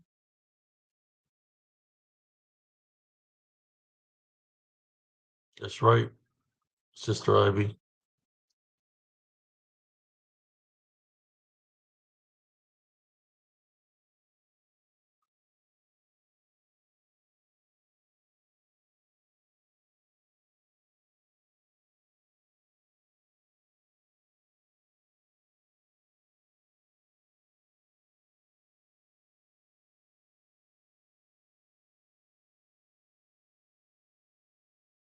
But in saying that, brothers and sisters, I just want to say thank you all to those who tune in. Does anybody have any questions for me?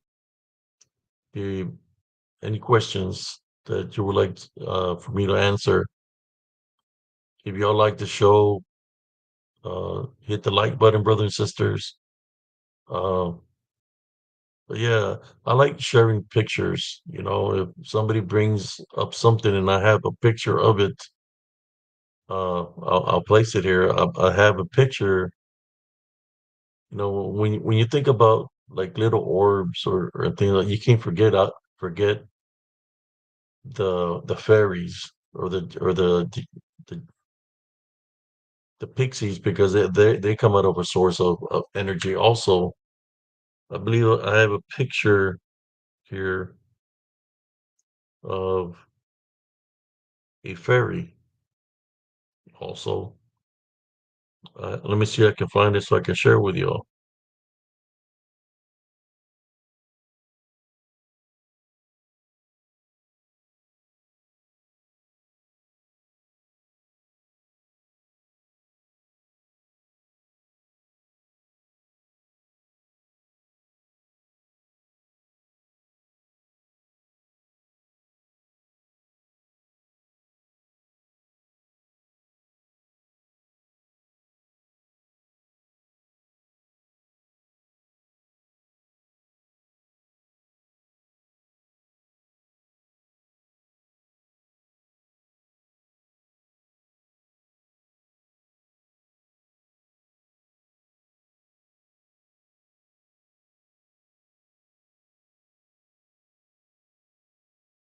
Here she is, yo. I found her. Uh, wait up. Yeah, Pugwee. That's what they call it. Pugwidgee. You know, they got so many names. Let me share the picture of it. This is the original picture of the fairy.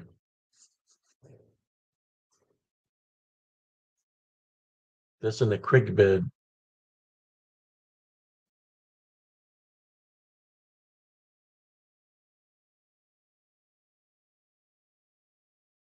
You'll see her.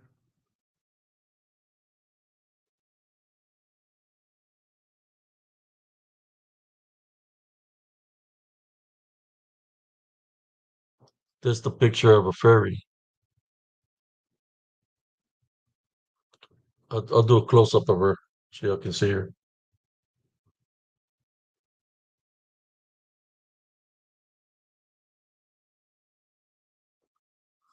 That day, I was investigating the woods and I could hear like a low pitched sound, and it sounded like it was singing, but it was very low pitched.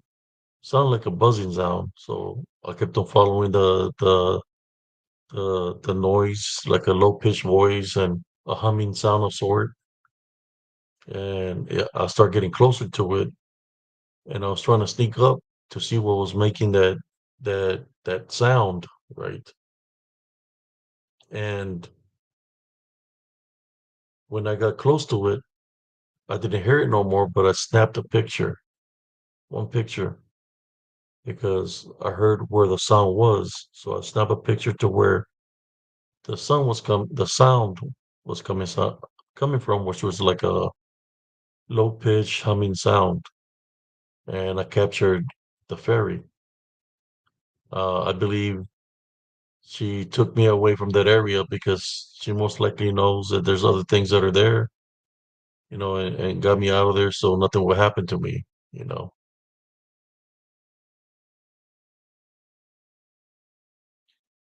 Yeah. I think I created a show reel of it here in Spiritual Encrypted Encounters.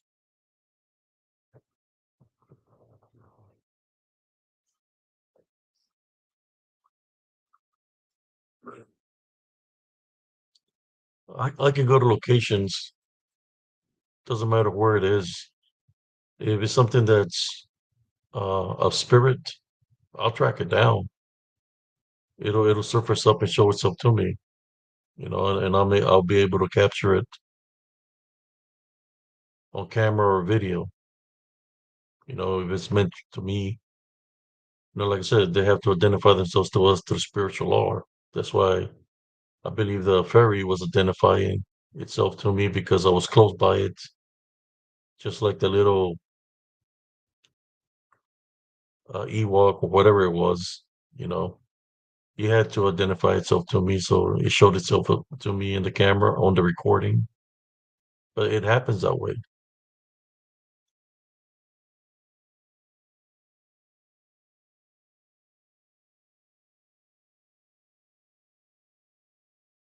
Yeah, I even got a little song for her. I'm thinking that fairy right there was the one that put all the silverware in the four corners of my bed. It was that fairy that placed the silverware, the piles of silverware in each corner of my bed. I believe it was protecting me from something. I'm thinking it knows what's in the woods, and like the silver would stand for only one thing. That what's in the woods uh has to be a something evil, like a lycanthrope or something that has to do with silver. But the silverware, I was missing every time I would buy my silverware. I wound up missing it, and it was stacked in each four corners of my bed.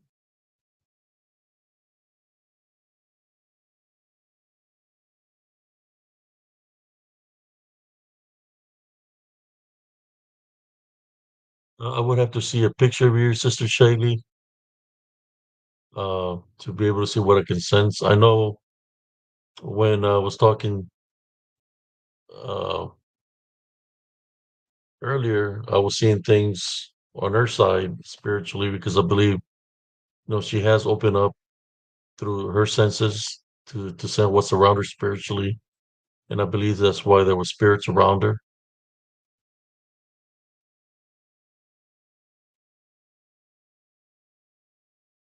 An eagle. I always wear my protection around my neck. Also,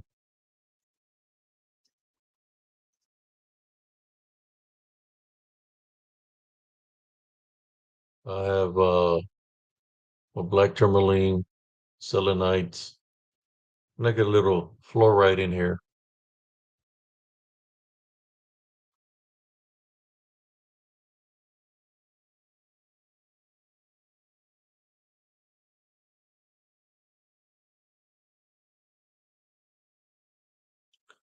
Yeah, an eagle in Spanish we call it águila.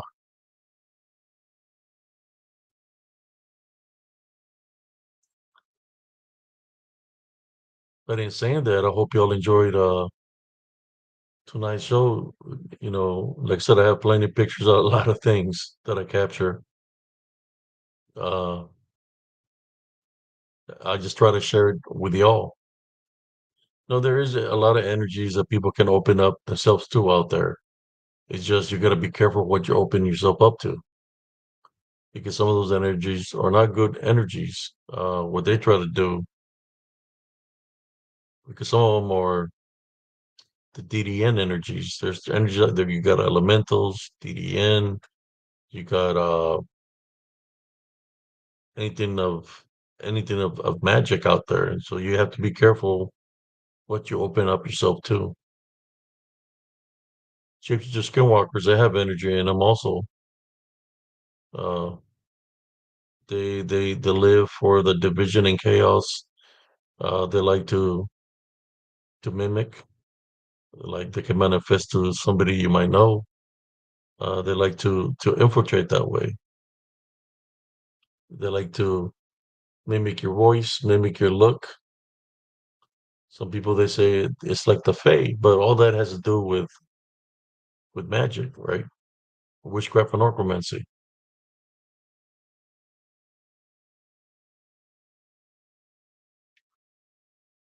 Or eagle string. I have this shirt here today.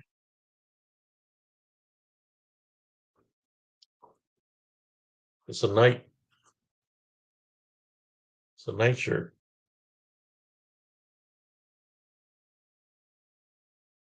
Templar Knight.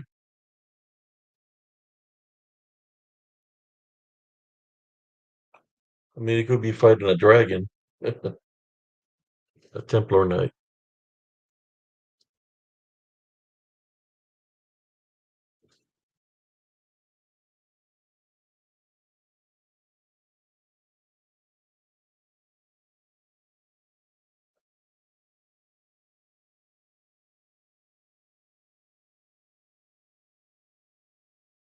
Yeah, the eagle always follows me around when I do my investigations.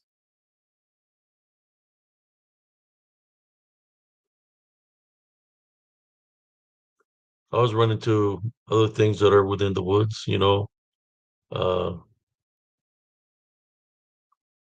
uh, brujas or territorial witches, warlocks, or man, I've run into Wendigo, shapeshifter, skinwalkers, reptilian, of course, different manifestations that they take.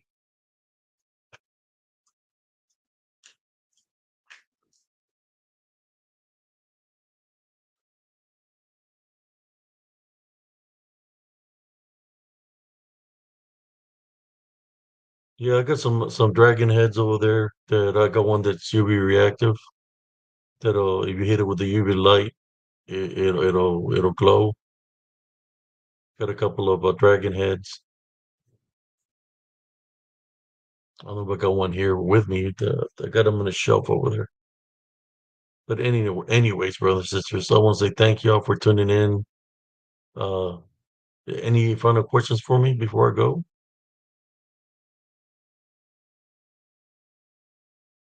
And whenever anybody, I believe sharing is caring. So if anybody ever wants to share a story, hit me up. Or whenever we have open mic night, let me know. And I'll normally put the link here so y'all can jump on and share whatever you want to share. Any stories or experiences that you've been through.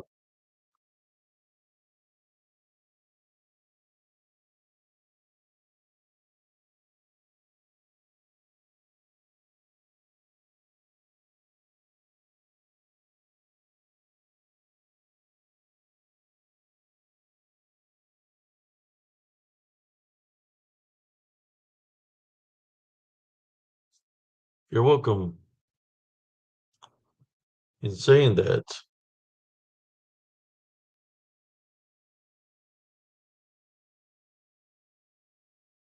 what do we got here? I just see a picture of a little kid,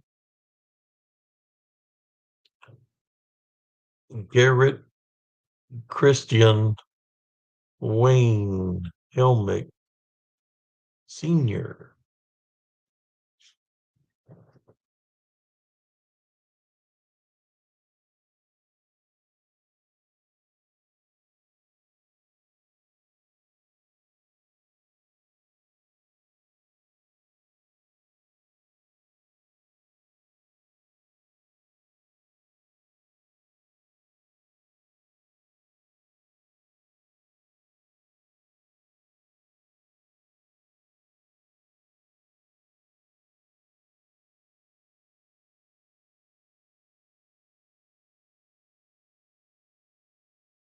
Um, yeah, brothers, sisters, I love to share stories and just speak to y'all spiritually. Even to Brother Garrett, you know, love, light, and blessings to you, brother. All power and glory to our Heavenly Father. Uh, Jesus Christ is the way. Always maintain the love foundation. That's the key.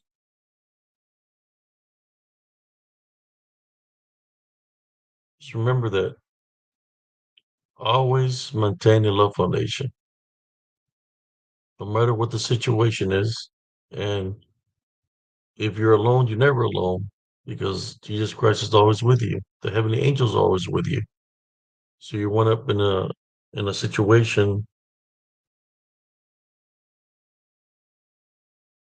you end up in a situation, uh, pray to the Heavenly Father,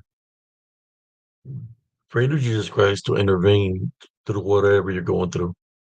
It will come and assist you spiritually.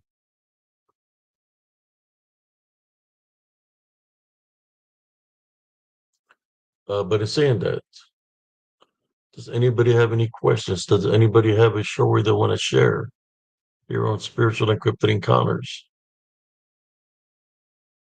Yeah, they come around, the trolls will come out around this time frame and till like 3, 4 in the morning.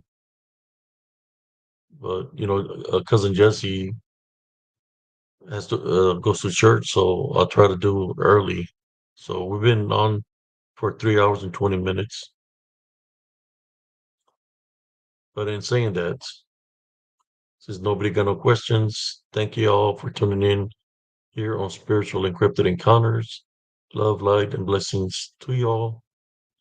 Like I said, I have a lot of pictures on my Facebook group called Spiritual Encrypted Encounters. And of course, the short reel TikToks that I create.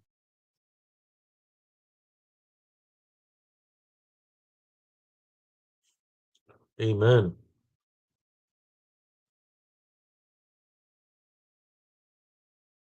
In saying that, good night, everybody. God bless y'all. And you have a beautiful, blessed morning and day. This is Brother Abe Cias, Sir Cias, as in Sir Knight Cias, and Sir Cias signing out from Spiritual Encrypted Encounters. I hope y'all enjoyed tonight's Saturday show. And saying that, everybody have a blessed day.